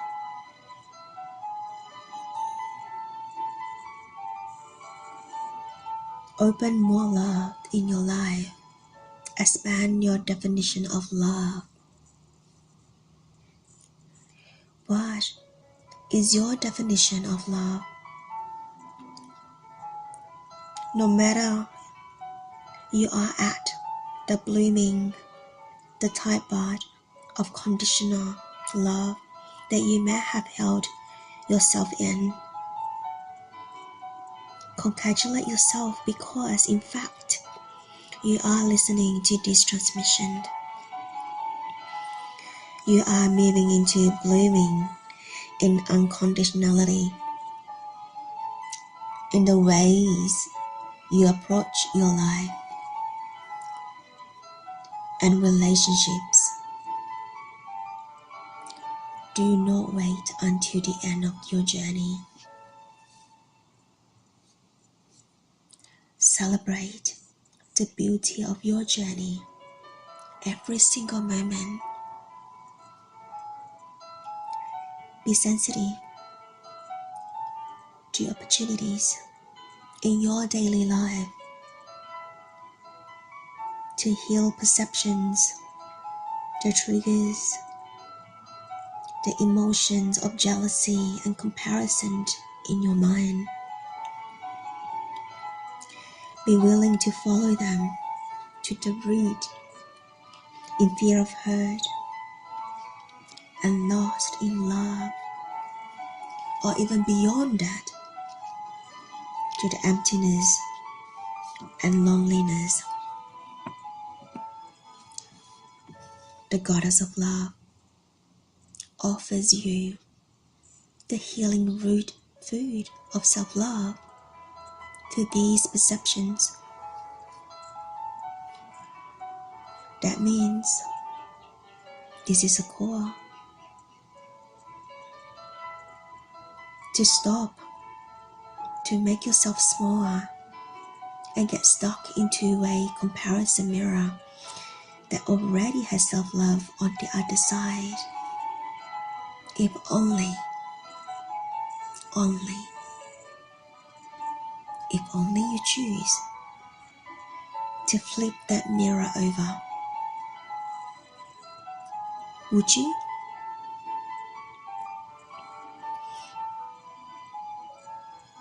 You are the unique creations. Would you compare the beauty of a rose and a peacock feather? What is the point here? Stop comparing yourself. Are you willing to open to becoming unconditional, magnetically calls to you that will you harvest, and at the same time offers vibrational healing to those part of you that have believed you are unlovable or not uniquely beautiful creation. Find gratitude for your experience of jealousy, comparison, sexual manipulations, as they are the master teachers. Unconditionality is not mental concept. Competitiveness, comparison, jealousy, sexual manipulations, self-absorption, insecurity, issues of distortion, and body image are great teachers. They are painful, but they are soul evolution at least. The point is to be grateful. Be grateful for whatever you have designed in your spiritual evolution, no matter how painful or difficult. Be grateful for it all. Sadness, anger, joy are all powerful teachers in different corridors of experiment and experience, all leading to the central chamber of the open heart. Gratitude is the guide to that realm. Self-love is the mirrored gate guardian. It is your choice in this moment. Face the guardian, smiling with confidence and peace, like a white swan gliding on the untouched surface of the mystery. The goddess of love reminds us to master the art of invitation. The invitation opens the way of the divine reception of the beauty of each being. Open your heart more and more into your well.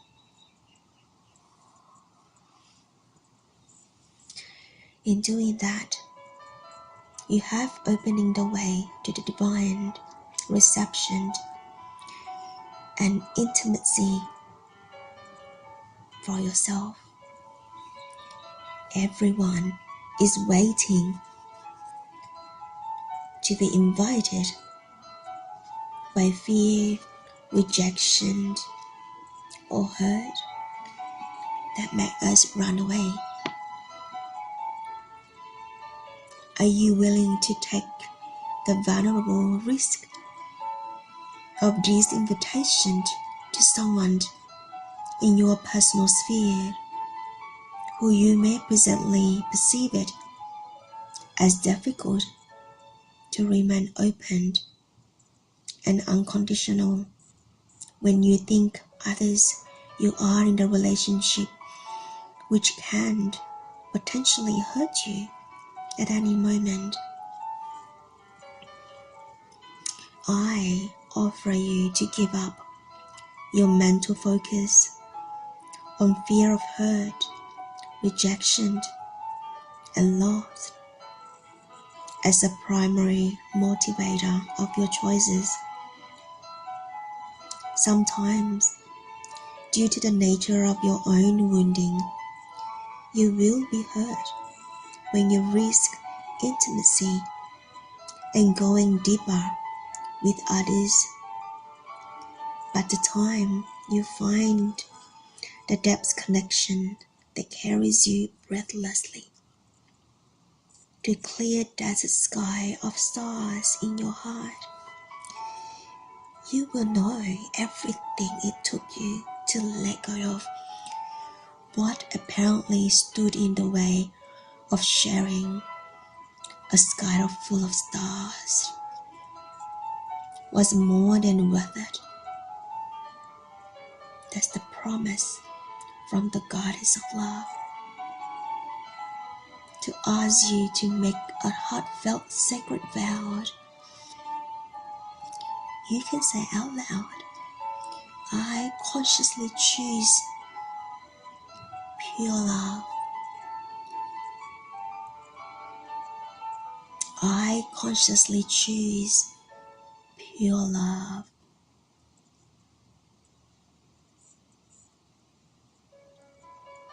Goddess of love is here to ask you to give up the stubborn self-absorption that primarily acknowledges the outer rather than inner beauty of all things. Through beauty, your life is brought into natural harmony and opening to that sensual beauty of all life. Ask yourself how your life can be more seriously fulfilling, more textile, with sweeter smells, sweeter taste, softer touches, more inspired visual and oral environment. How do you create responses to this sensual beauty? Go deeper with a loved one and create more intimacy in your life through being more present in relationships together without expectation, trying, pleasing, giving intimacy room to thrive. Just be together with a loved one. Turns up the volume of love. If there is something or someone in your life that is ripe and desiring to move into fruitful harvest, contemplate what or whom that might be. The universe is requesting you timely respond to that ripeness. Pure love is here in this moment. Should it be your highest wisdom, the highest frequency of the purest love, dive in. Remember to consciously affirm, I feel, I respond, I beautified.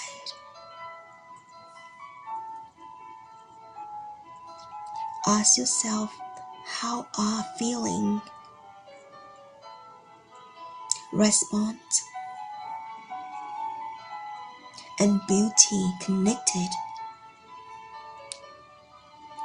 If you feel triggered, consider any tenderness towards comparison, competitive, jealousy, negative body images, or focus outer rather than inner beauty. Be willing to contemplate how these states are connected to self-love.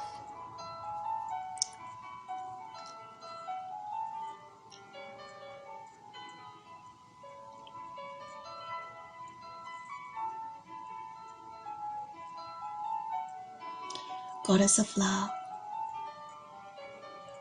to ask you to have more self-love. How do you have self-love to yourself?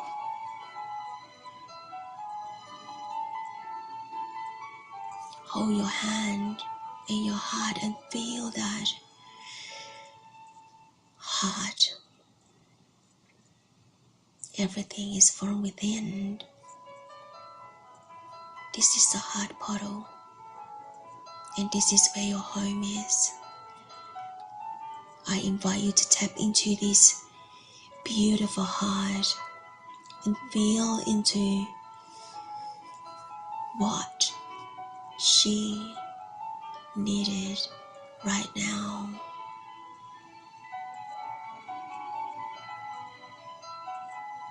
And dive in intimately.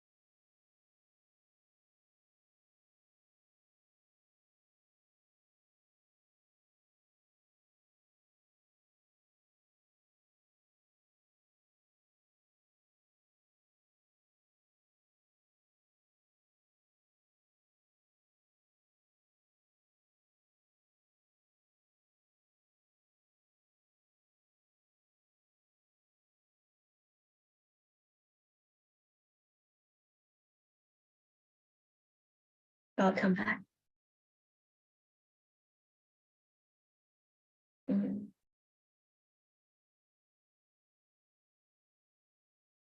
How's everyone feeling?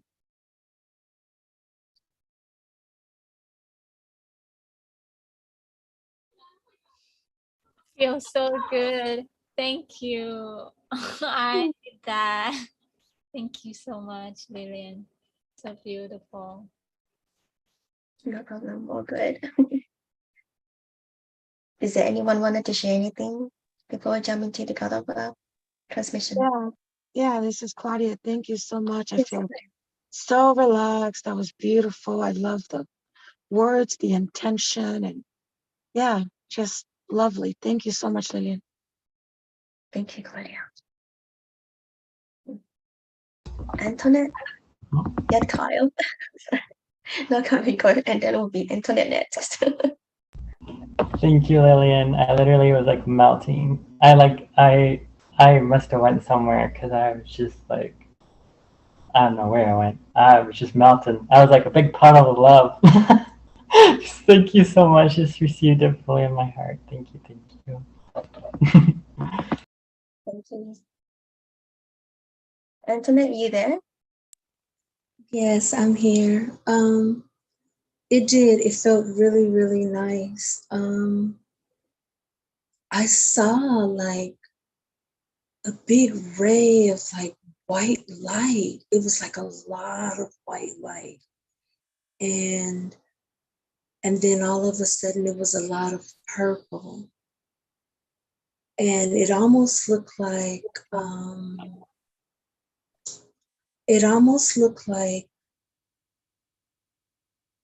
like the chakras. It almost looked like the chakras, but everything was purple. Everything went from white to just purple. It was purple everywhere, and it almost looked like little purple hearts, like a whole lot of little purple hearts, like just like,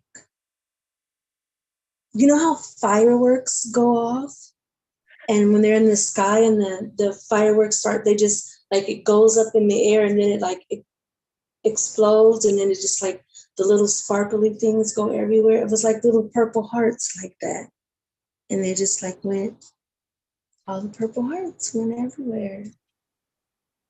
It was just really, really, really relaxing. And I just was like, I surrender. That's it for me. Thank you.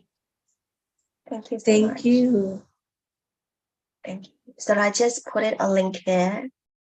Is the Telegram that I will be hosting a 3 days a series of masterclass to activate your inner beauty. And if you wanted to join, you can join now, and we start tomorrow. So these 3 days, the masterclasses, there's no Zoom. It's literally only my voice, the power of my voice, pure with my own accents. And then there will be a embodied practices that will be recorded, or even though it's or sometimes I don't know yet, but it probably the PDF or recorded or even live. You never know. See how I feel. But the next 3 days, it literally is activate your inner beauty and coming back to yourself, self-love. Thank you so much. Yes, Maria. I wanted to receive and share that transmission, transmission of the Goddess of Love. There's a somewhere in there talking about connecting with yourself, and so what the Goddess of Love has been, I've been working with her for this whole moon. I know we're in the initiator in other places, but the Goddess, I need the Goddess of Love so much in my life right now. And so the Goddess of Love really shows me how to come back to myself and nurture the places I've abandoned, or the places that I've omitted. Like I just like omitted. They just don't, they're just not even there anymore. I just let them. And so coming in the simple act every day, and it sounds real simple for most people, but actually for me, it's actually quite a like, I gotta get to, but like resting my palms of my hands on the soles of my feet and anointing my own feet. So as a midwife, I used to anoint women's feet, anoint them, wash their feet, anoint their feet, and then their partners, I would wash their hands and anoint their hands and anoint them, so they would be prepared to be a family and catch this baby. And so rather than me anointing my beloved's feet, someone else, I'm spending the time to anoint my own feet And it's so rich. And it's like unlocking and opening aspects of myself that I've forgotten because I neglected. And that's what she's talking about, is to, so I just wanted to bring that in, the act of anointing yourself and taking the time to do that. Yes, so beautiful. Mm. Thank you for sharing that, Madison, Maria. Mm. Daisy. Yeah. First, I wanna just say thank you, Lilian, and this feels so much nourishment. I really appreciate that. Yeah, I can feel the whole journey walking with you. It is the journey of Goddess of Love. You fully embody in the radiance of that, and just so amazed by your blossoming heart every day. How much you just radiate out this vibration of love. Truly honored to walk the journey with you. Also, I wanna also comment on Maria share about initiator phase. I feel like what we're doing right now is a combination of the initiator and Goddess of Love. Like initiator is you have the sword, but the sword is pulling down. We're devoting our intention to the Mother Earth. We're going down to Earth. We're honoring the wisdom and medicine of the Earth.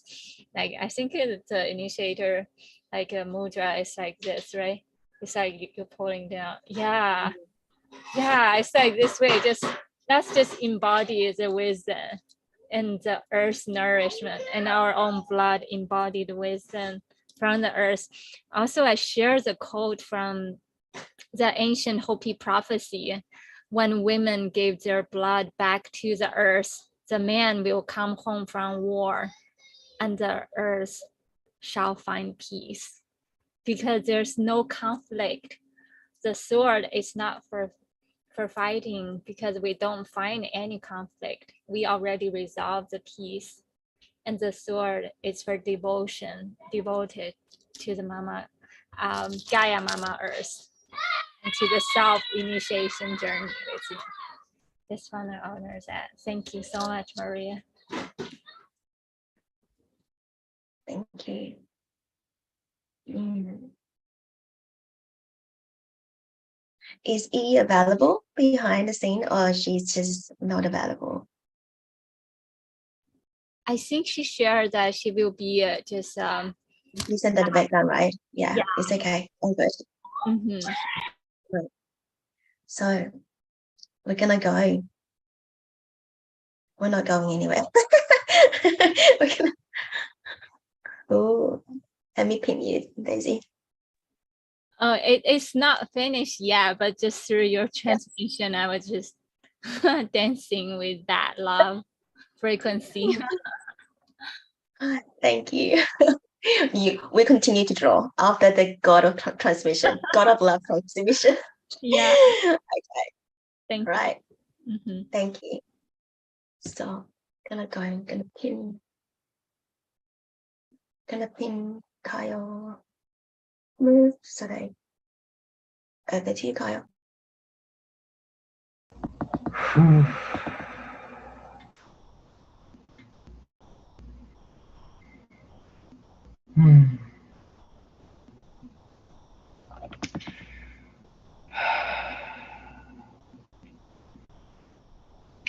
So this is from, I'm just gonna make sure.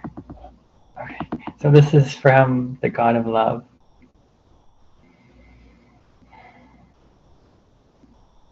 Love.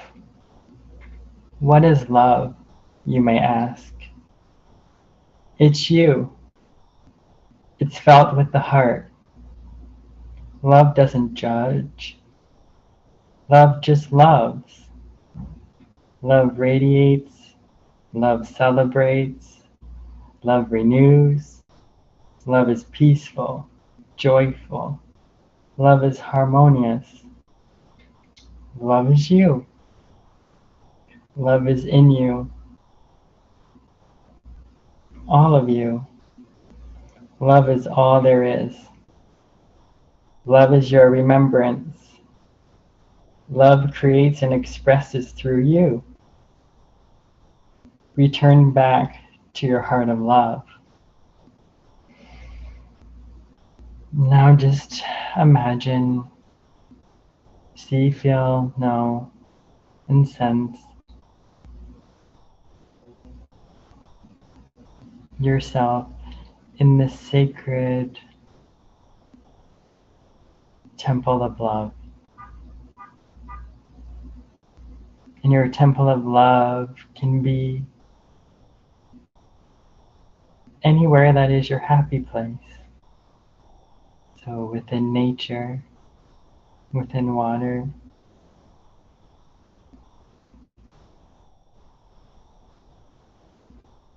and just seeing yourself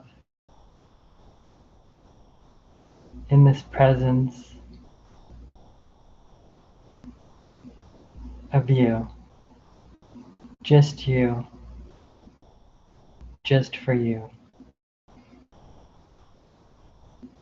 Just taking the time to receive just for you.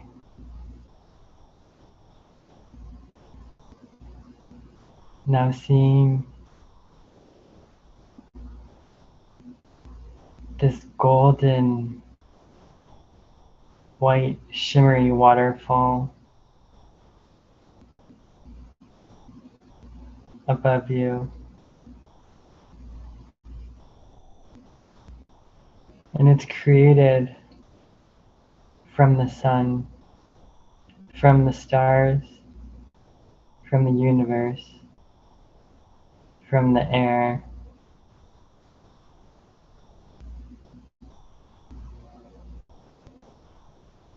And just being one with this magical medicine, this magical energy form that is the consciousness of love. Love is meeting you. Love is revealing itself to you as that sacred mirror of yourself.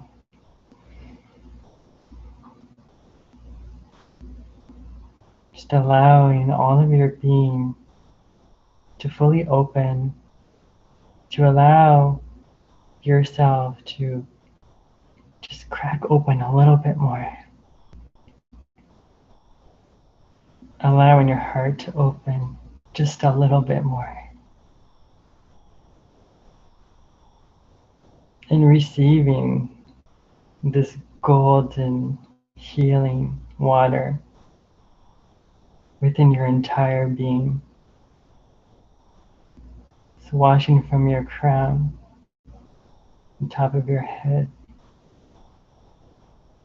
down your face, your throat, into your higher heart, your heart.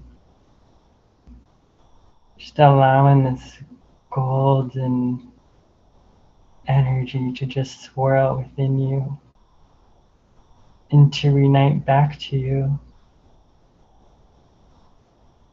And you're reuniting back to your heart.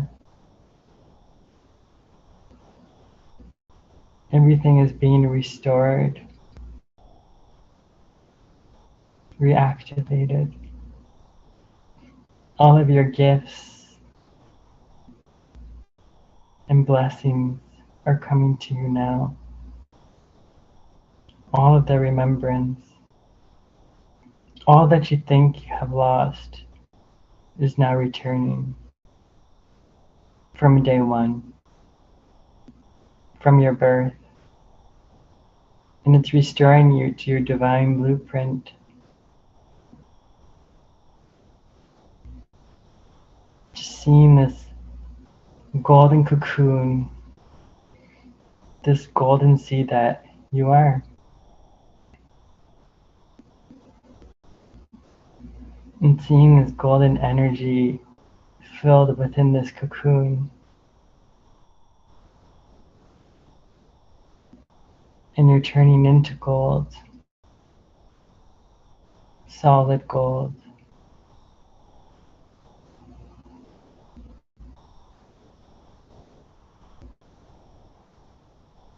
And you're receiving a strong, solid foundation in knowing who you are, knowing your worth, your self-love, knowing how important you are, and bringing all that remembrance to the here and now, and bringing it all back to the heart. So seeing your heart as gold, and expanding and expanding in this golden consciousness, and the golden healing rays are radiating out, touching every area of you, every fiber, every muscle, every molecule, every cell, every meridian, every chakra.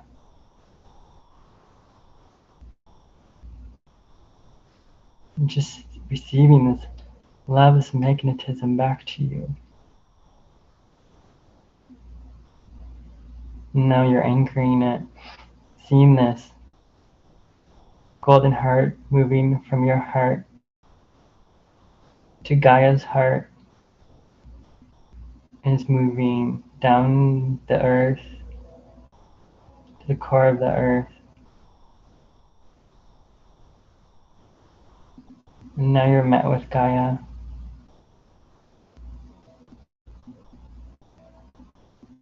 And she also has a golden heart. And she places her hand on your heart, and you place your hand on her heart. And you receive in this infinite flow of giving and receiving.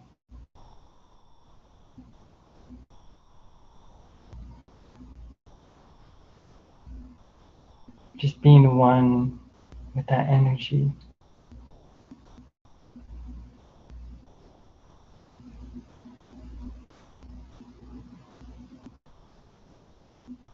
And we give grateful thanks for Mother Gaia and all that she provides, and for helping us to restore our heart through nature and all the beauty that surrounds us, as nature is that sacred mirror for us. Never forget that. Never forget the love that you are, and the love that you are here to be. And looking at yourself in the mirror, and fully say with confidence that you love you, and that you promise to take care of yourself in the best way that you know how, in the most loving and nurturing way.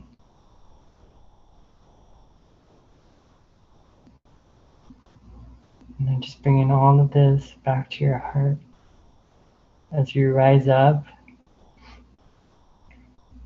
from the core of the earth. You're rising back up to a physical plane here on the earth, back to where you are now.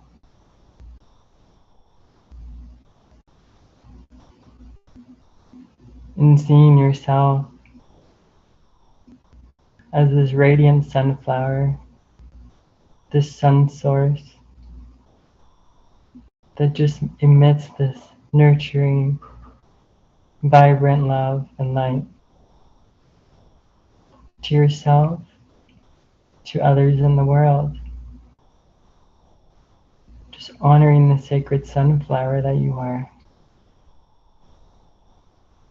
And bringing this sunflower into your space and allowing it to fill within your whole being, and within your sacred home, and within your sacred heart. Now bringing in the sun, the grand central sun, moving from your crown and all throughout your being, and it's radiating out of your heart.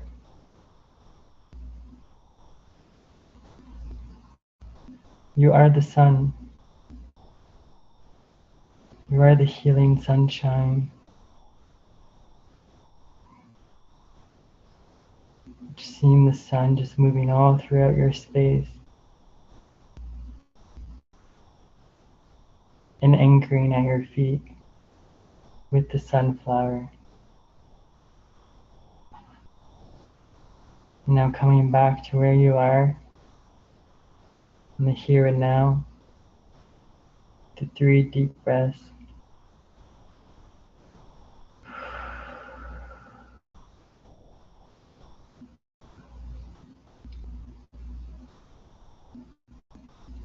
Then opening your eyes when you're ready. Also going to share a sacred code to help anchor the healings and the blessings, and I'll do it through light language as well.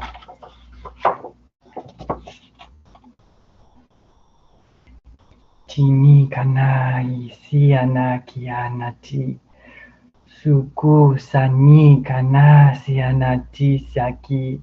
Just feeling this pulsation of this golden energy just moving towards you. Tisi kani kana siana, and illuminating your heart. Just receiving these golden rays within your heart. Tisi kana siana kia siana tisiana kia kiana. Sunu kia na sia kia sana kia. Sukunia na sia kia si kanaina.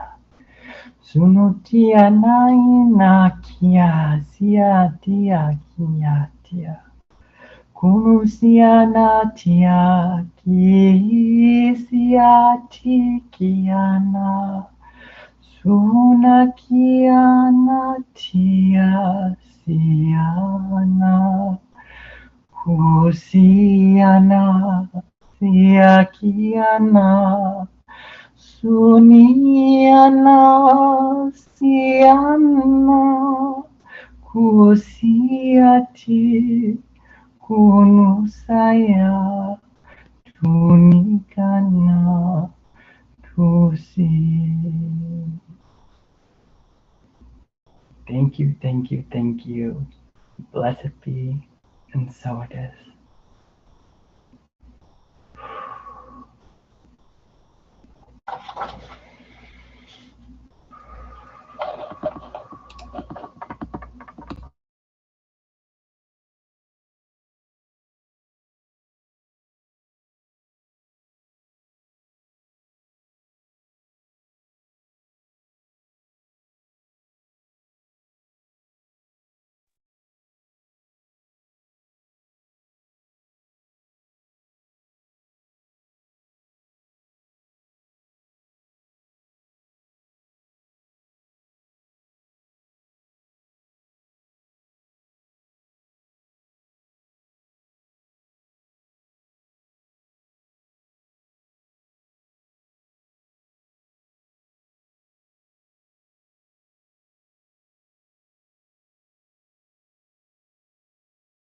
Thank you, Kyle.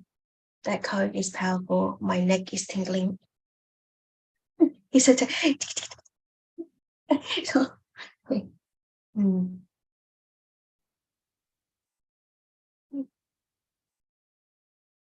anyone wanted to share? What did they receive? Kyle, that was beautiful. I really, really enjoyed it. Thank you so much. It was really beautiful. I felt like something was just like a burden was lifted off of me. It felt really, really good.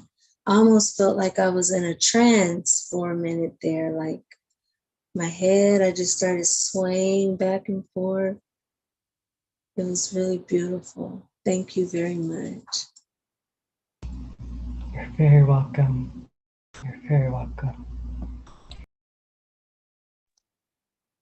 Thank you, Kyle. This is Claudia. That was so beautiful. I'm so relaxed. I was just feeling bliss the whole time.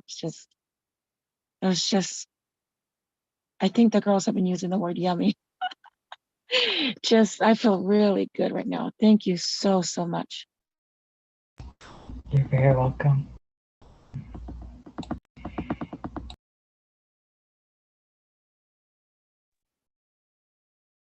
Kyle, you are like a light tower, like spinning the light.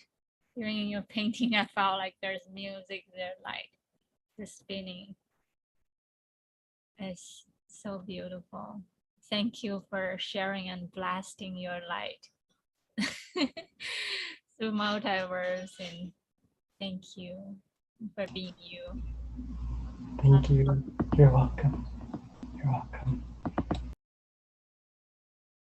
All right. So we're going to take maybe 10 minutes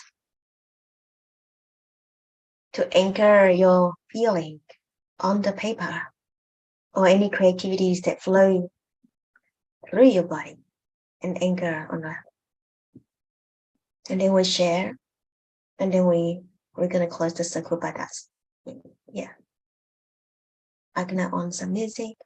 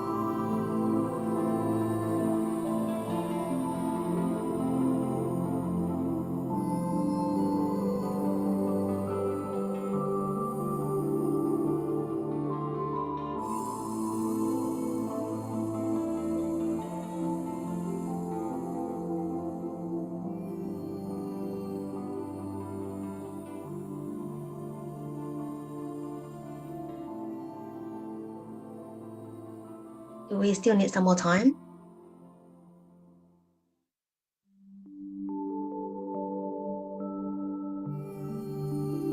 Are we finished? I think I'm done. We are done. Claudia, Antoinette, and Kyle, do you need more? Another 5? I'm just finishing up because someone will start. I'll finish up in a little bit. Okay.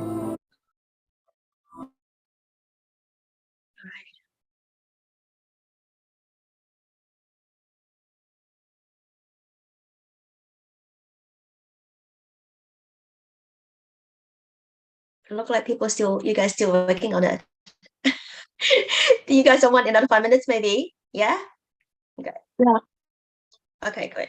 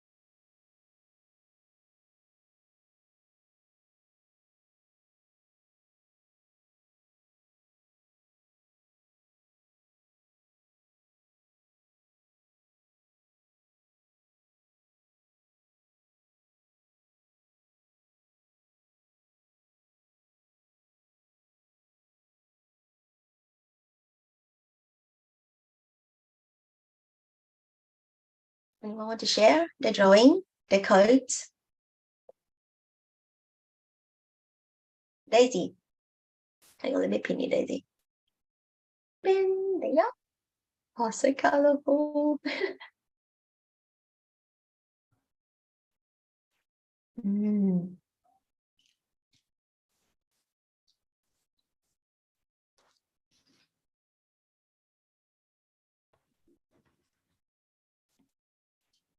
Yeah, I can see it really clear.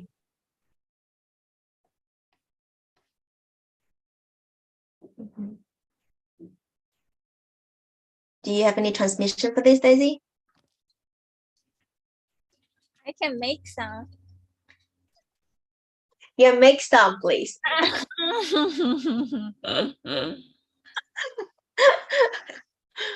Mm.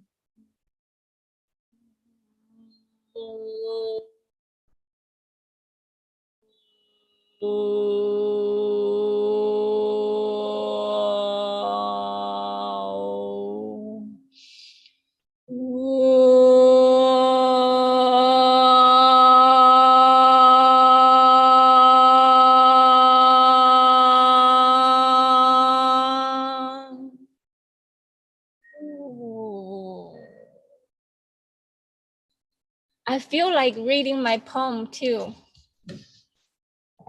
Okay.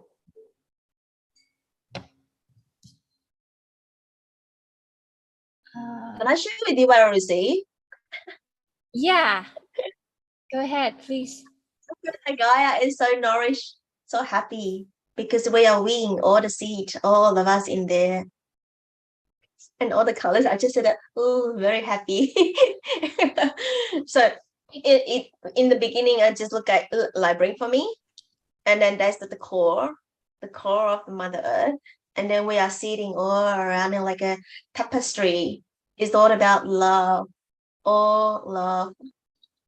Oh, and I receive, guys. I said that I'm so nourished by you guys. Very good. Yeah. You got it. Yeah.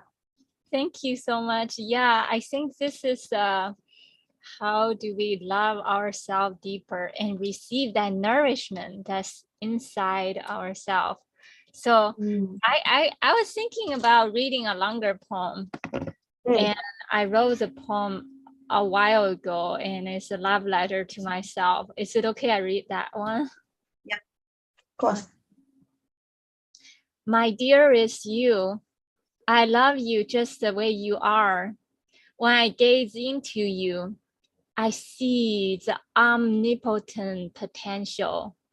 Your tender heart is like a brilliant crystal ball, radiating rainbow lights from all sorts of beautiful, colorful gems in life. Your sensitive fine fibers of heartstring, resonating deeply and profoundly the very depths of earthly pains and weights that you have been shouldering upon yourself for a long, long time.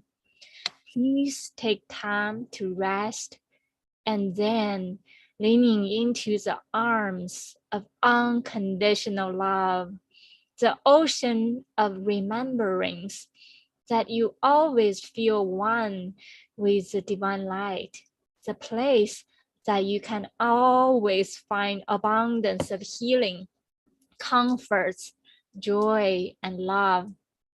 Please take your time to mend the wounds and hurts from dark places you fear most from inside. Be kind, gentle, patient, and present with yourself. You will feel the shimmering light of healing touches flow abundantly from the unseen places, both inside and out. You are love. Your name is love. Your job is love. Whenever, wherever you go, you radiate nothing but love. Your thoughts reflecting the essence and very intention of pure unconditional love every day since the dawn of day till the dusk of night. You breathe in and out various forms of love. You dream all day and all night long, pondering about one single quest in life.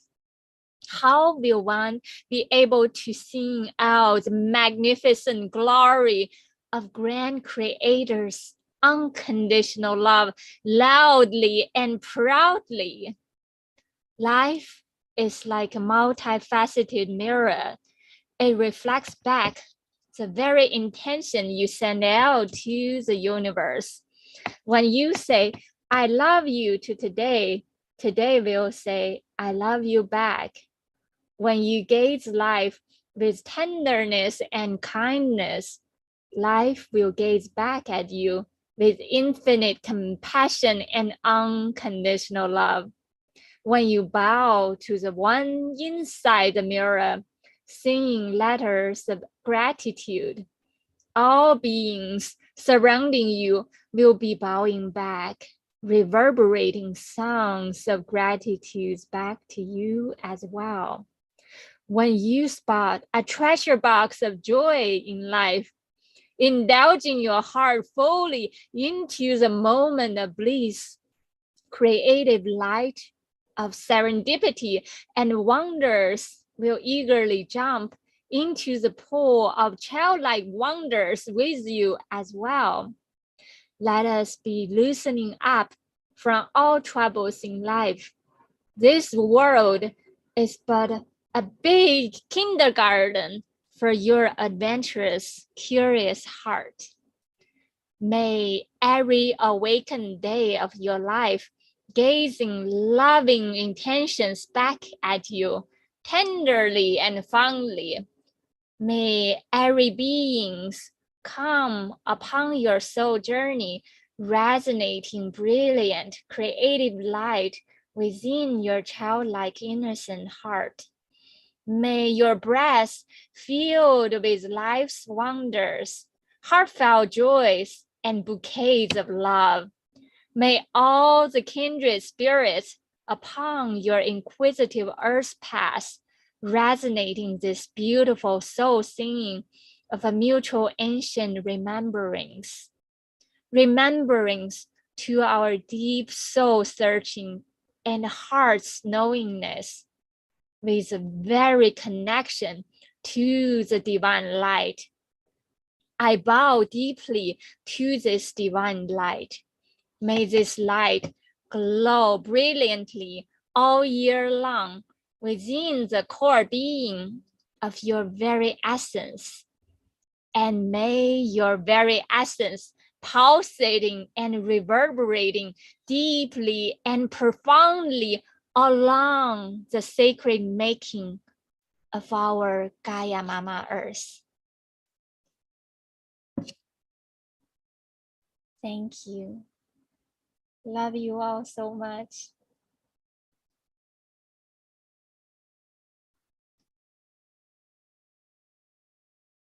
Thank you, Daisy.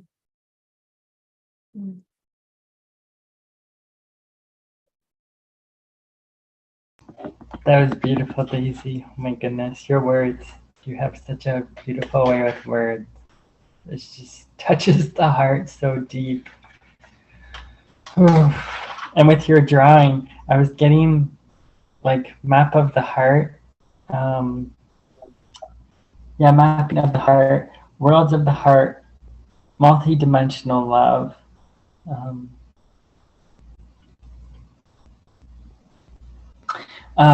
Like your drawing was like balancing us. And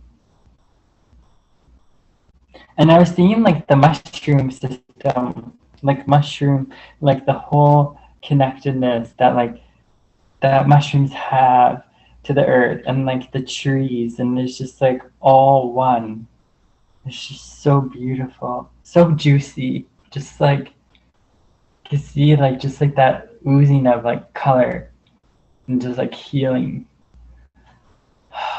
Incredible. Thank you, Daisy. So much love. Thank you so much for receiving me. Love you all so much. So that mushroom network is mycelium network. Yes. Yes, that's the essence of today's learning. Yes.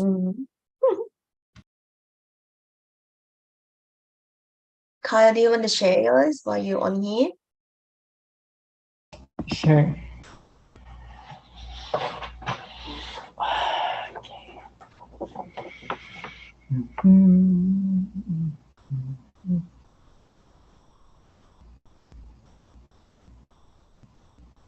Oops. So let it focus. If it will focus. Yeah.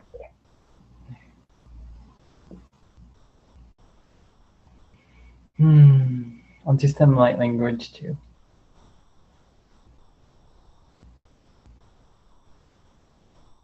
Sia ki kanai na sukunu saya kiani ki na diana suni kanai na siti sani kanai na suku sana sia kianati. So just feeling like that groundedness deep within your being and being anchored on the earth and receiving from the earth into your being, into your heart. Tunika na ina sia kia sia nati kunu saya kia nati ana kia na kaya sia nati kisa niana tuna sia na kia sia na kununu kiana kiana sia kiana tiana ki sanika naina sunu saya kiana tisi kanika naina. Thank you, thank you, thank you. Blessed be, and so it is.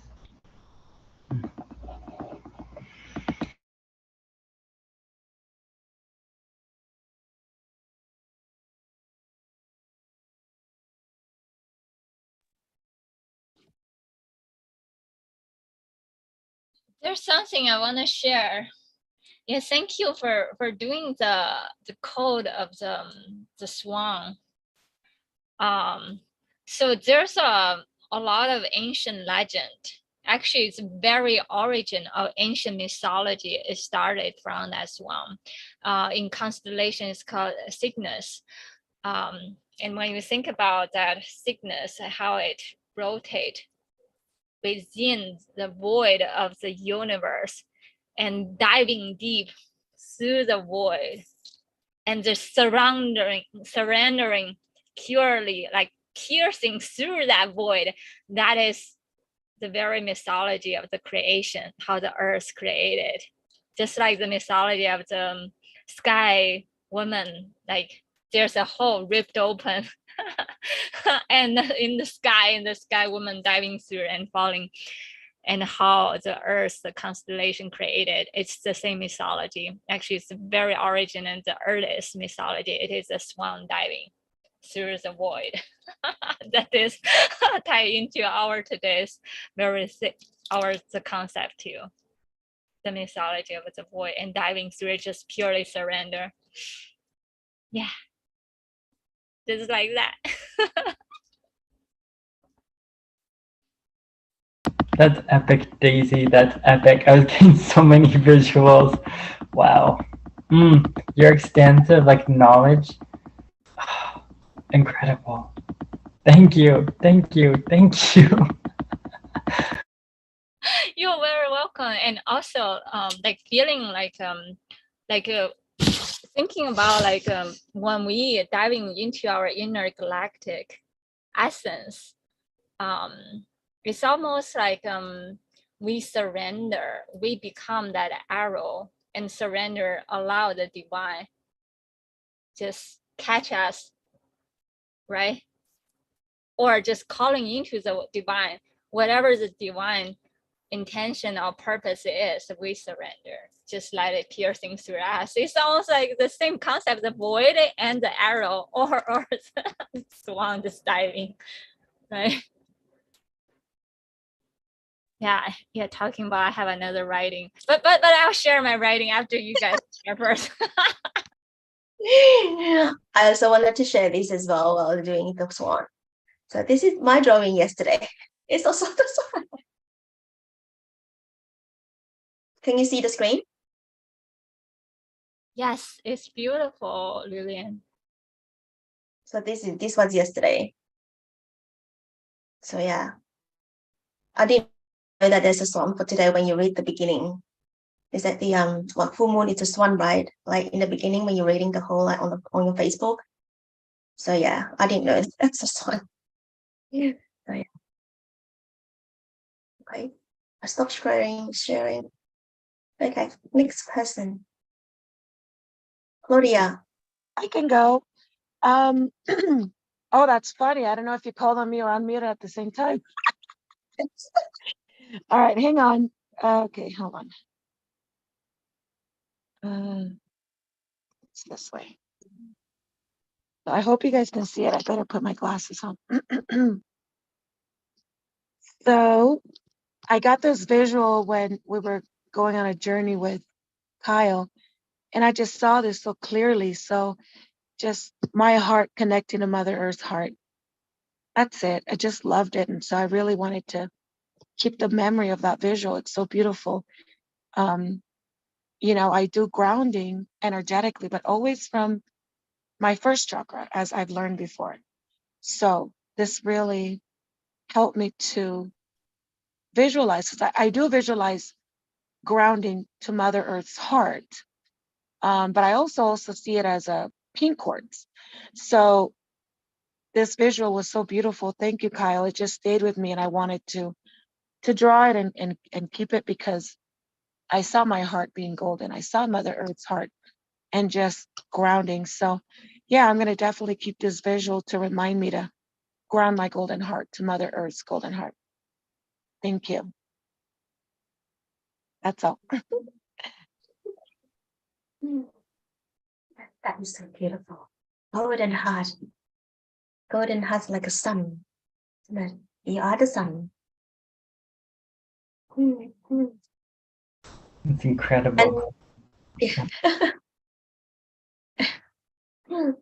Antoinette.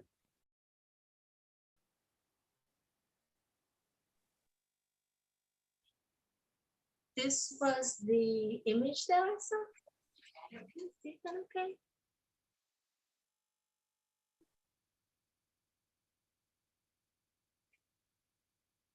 Wow.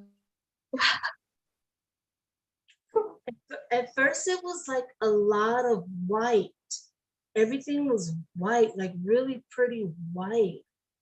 And then it all went to purple, and I just kept seeing like fireworks and purple hearts.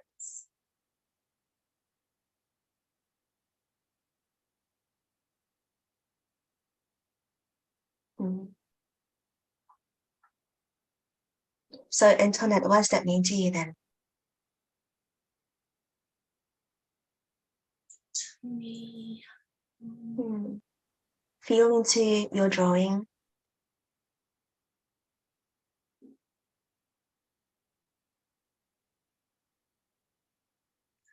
And bring that image to your vessel.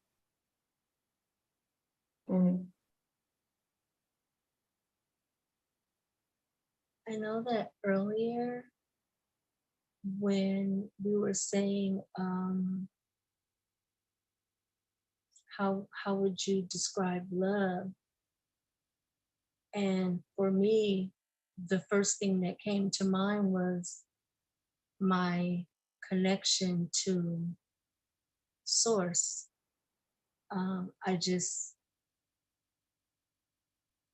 I felt really connected to God. That's where I find my love at. I know that He loves me, and I love Him. So I was like, well, maybe that's why I'm seeing because it was just like a form of the chakras. And I just felt connected with divine source. And that's what I feel in my heart. That's where I find my love, with God.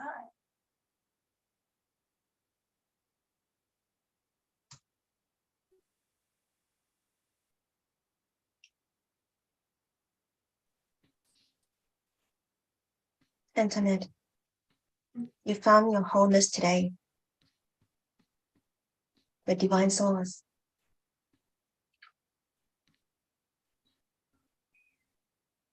With the fireworks celebration. The love is within you. The wholeness is within you. Then you feel into source.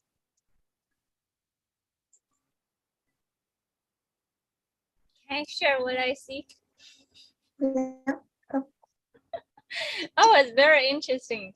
First, I feel like there's one cord or the tree of life. This cord of light, just like you said, the white light. It looked like first like a white ball, and then pouring down the white light and going down and down. And it felt also like in a canyon or a valley. And you have some kind of backpack, maybe you're camping. And I saw Kyle there with you too. Oh, wow. and just saw this big ball of white light and just going down. I was like, what is that thing? And then suddenly also looked like some kind of giant cauldron pouring out this white light, like a stream of light, also like elixir or water, like pouring down and blasting it. And then I start seeing water, like creeks in the water, and just running. I can feel the stone in the water, and you're just standing there observing the nature. And I saw there's being very busy. I think maybe gnomes, fairies and gnomes. Gnomes, they're like very busy, like maintaining the nature, like doing all kind of busy work and sweeping the ground. Yeah, that's how far I got. Wow. Thank you. It's quite amazing. Thank you. Thank you. Kyle, do you want to share? Yes, Antoinette, yeah, receiving for you is, I could see it. It's like this cosmic love. Yeah, it's like twinkling like purple with like white, like a waterfall. You're receiving all like gifts and blessings and remembrance, so much remembrance. I feel like you'll start. I remember a couple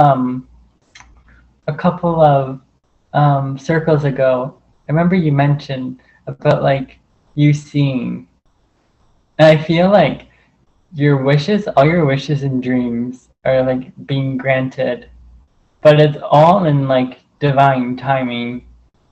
But I really feel like when you wake up in the morning, I feel like you might see like glitter, like energy glitter or like sparkles. It's just knowing that that's like, and you'll feel it too. It's just an extension of like love consciousness being delivered to you. I feel like when you wake up in the morning, just like take 5 minutes just to like be as still as you can and just placing your hand on your heart and just keeping your eyes open and just being with the moment. Yeah, and just what I keep hearing is just keep allowing yourself to receive. Like you can say that mantra every day, like every minute of the day when you can remember. Just I receive, I receive, I receive. Thank you, thank you, thank you. Just yeah, it's like like it's a clear flow of just like you being so blessed. And thank you for all that you do and continue to do. I love you so much, sister. Like we are definitely brother and sister. I've had a lot of lifetimes together. So it's an absolute blessing to reunite with you. Love you so much.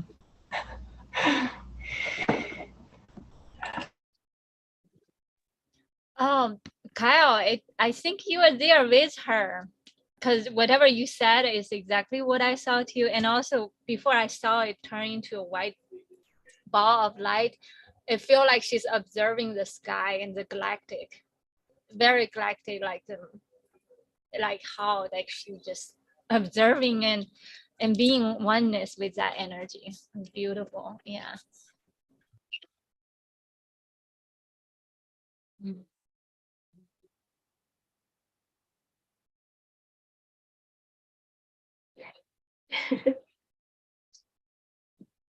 Mm.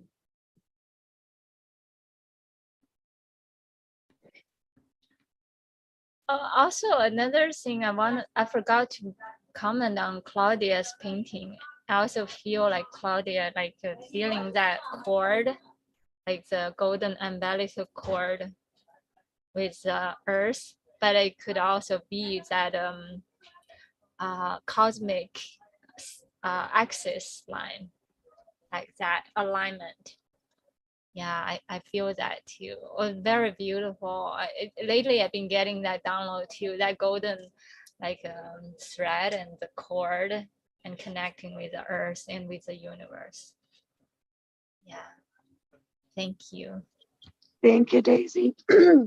I appreciate that. Yeah, when you were saying that, it did feel like when we say ground and seeing that light, and yeah, it feels like that tube of light connecting all the way up to the axis. Yeah, it's the whole connecting. Yeah, thank you. Yeah, thank you. I'm so happy for all of us. Love you all so much. Claudia, Yes. do you have like a heart necklace, or like a golden heart necklace, or just like a heart necklace in general? You know, I did most of my life, and yeah, I have one. Yeah, but I don't wear it all the time. But I used to, most of my life, I used to wear a heart around my neck. I'm feeling this feeling in my heart, um, that like Gaia wants you, if you can find that necklace, to wear it, especially the next week. She's gonna gift you, um, through that necklace. It's like like the golden energy anchoring into your heart from her. Um, just allowing yourself to receive.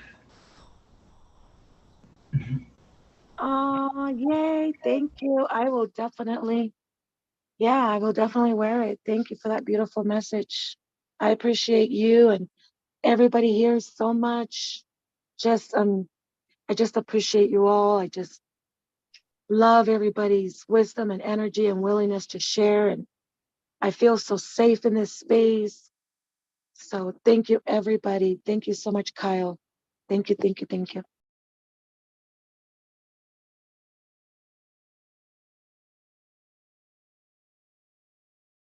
Thank you, everybody. Great. I think we have everyone. How much share mine then?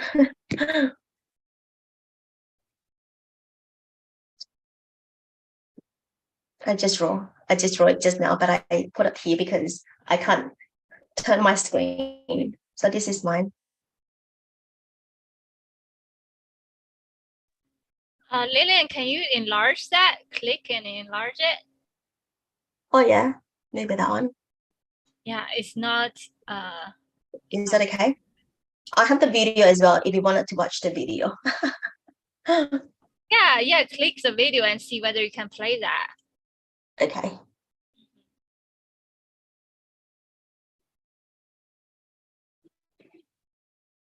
Why is not selecting? Oh yeah.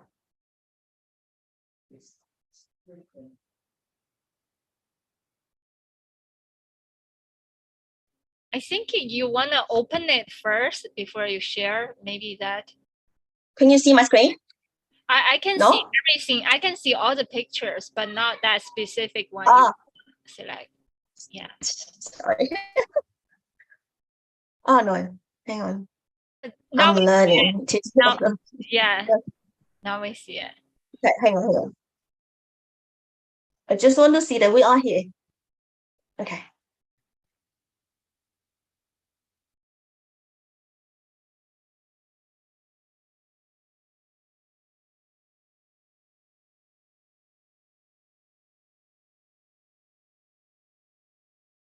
All right, that's it. Yeah, that's all.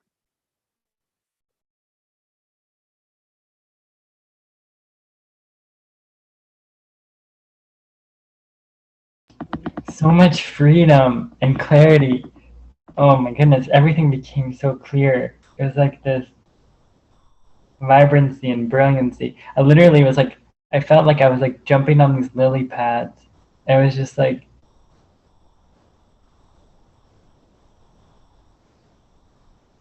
seeing myself from like the sky, but then also being in the present moment, like all these dimensions all at once. Whew. It was like very quick and powerful. Beautiful, Lilian. I love it. Thank you for receiving.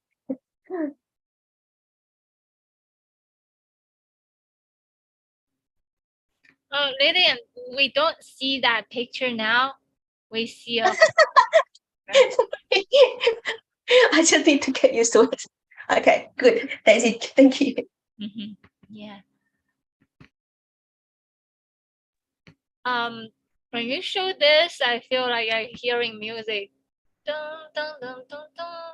It's very, very lighthearted, just like what Kyle said, like that kind of freedom and flying, flowy, some kind of dragon that is flying, a small dragon. And next moment I saw the dragon is on your left shoulder and your right hand is showing something, like something white in your hand. I'm not sure whether it's a pearl or something you're showing. Yeah, or maybe something come from the dragon. Yeah, but anyway, I'm just feeling that energy. And then I first hear the sound, the music sound, and then feeling that flowing. Yeah. Beautiful. Thank you. Thank you. Yeah.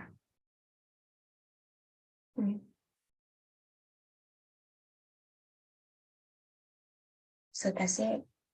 There's no one to comment on mine receiving the drawing. Then It's also like a caterpillar cycles, getting ready to turn into a butterfly. I love it.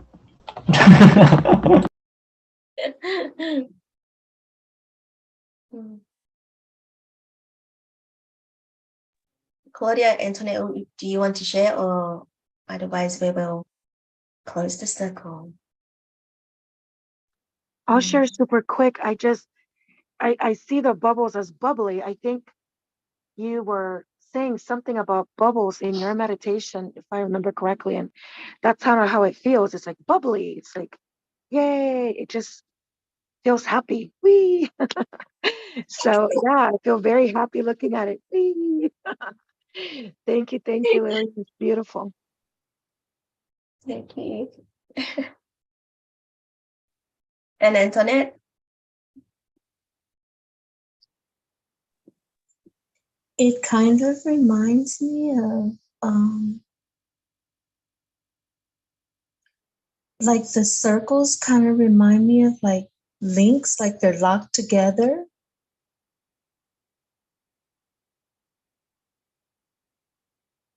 I don't know, it's like we're all linked together. That's what something keeps saying to me, like we're all linked together. We're all linked. Yeah. I'm just looking at 1, 2, 3, 4, 5. So 1, 2, 3, 4, 5. So we link together. Oh wow. That's what it reminds me of, like links, and we're all linked together, all of us.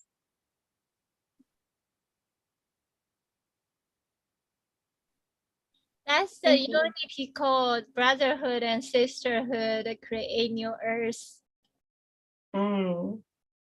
So this is the summary of today's God and Goddess transmission. Is brothers and sisters, is a unity, and there's divine feminine, divine masculine, all in one, and we are one. So 1, 2, 3, 4, 5. 1, 2, 3, 4, 5. So we are one. That's it. So yeah.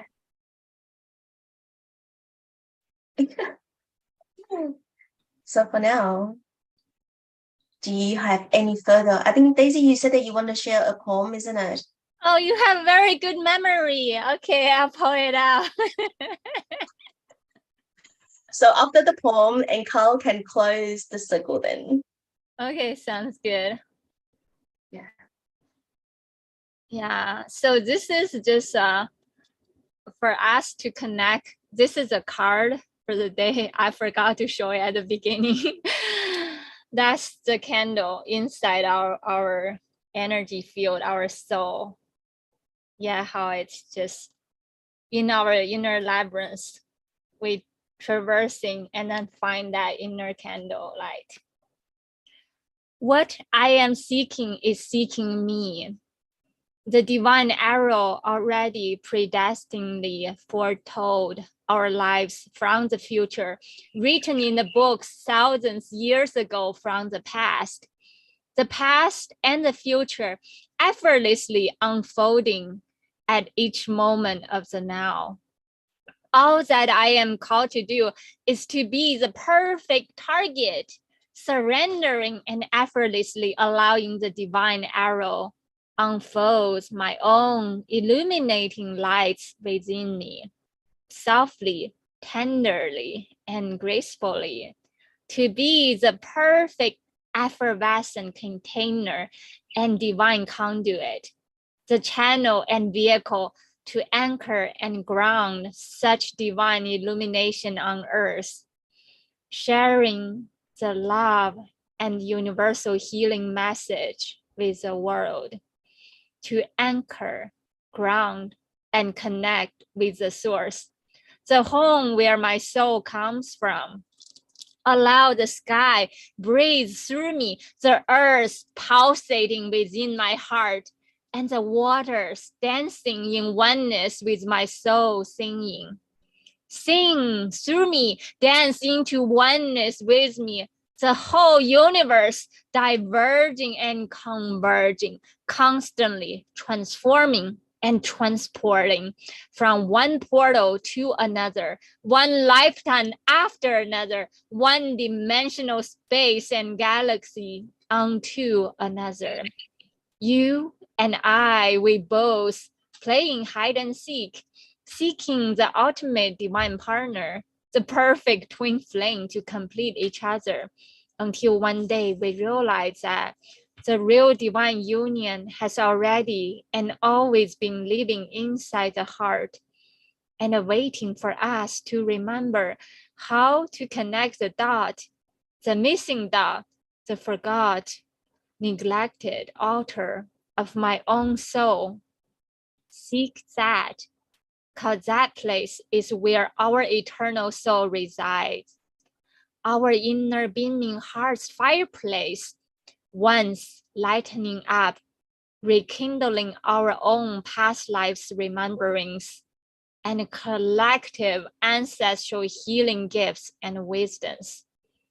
Our inner fire can brighten up the whole galaxy and multiverses.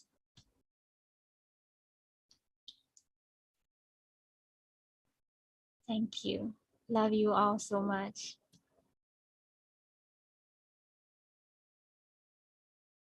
Thank you, Daisy. Oh yeah, that's the card. That's us. That's our soul. Let's just share the light with the universe. That looked like my drawing, Daisy. Yeah. I'm just looking. Oh, drawing. Yeah. Thank you. Love you all so much. So nourishing today, isn't it? Oof, so much fun. All right. Do we have any more to share before Kai jump in and close the circle? I think I'm complete and content. I'm too complete and content. Same here. Same here. Thank you so much. Happy, happy, and content. Thank you. Yay. Me too. Over to you, Kyle. So honoring all of us in our hearts in joyous celebration, and we give great gratitude for the highest and purest frequencies for being with us. Mother Earth, Mother Nature, Mother Gaia, our ancestors, our guides, the caretakers of the land, connecting to our hearts as one, and just having that remembrance that's going to stay with us forever. It's just always remembering and coming back to the heart, because the heart knows the way, the heart guides the way, and the heart leads the way. And just honoring Mother Earth, Mother Nature, Mother Gaia through like the drum beat of us, like fully coming back to our heart, and our heart is beating one with her heart. And we're forever in this beautiful union with her. So if you ever meet her, miss her, need anything from Mother Gaia, just placing your hand on your heart and coming back home. So now the sacred space is now closed. And just go forth in that remembrance and sharing the love from your heart to yourself, others, and the world. Thank you, thank you, thank you. Blessed be, and so it is.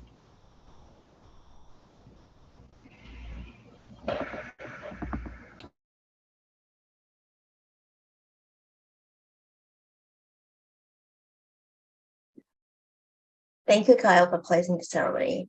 Oh, so cool, so beautifully. So now we're gonna be on the screen and say goodbye. Bye, everybody. Thank you so much. Good Bye, night. everyone. Love you. Bye. Bye bye, everybody. Bye. Bye. Bye. Bye See ya. bye.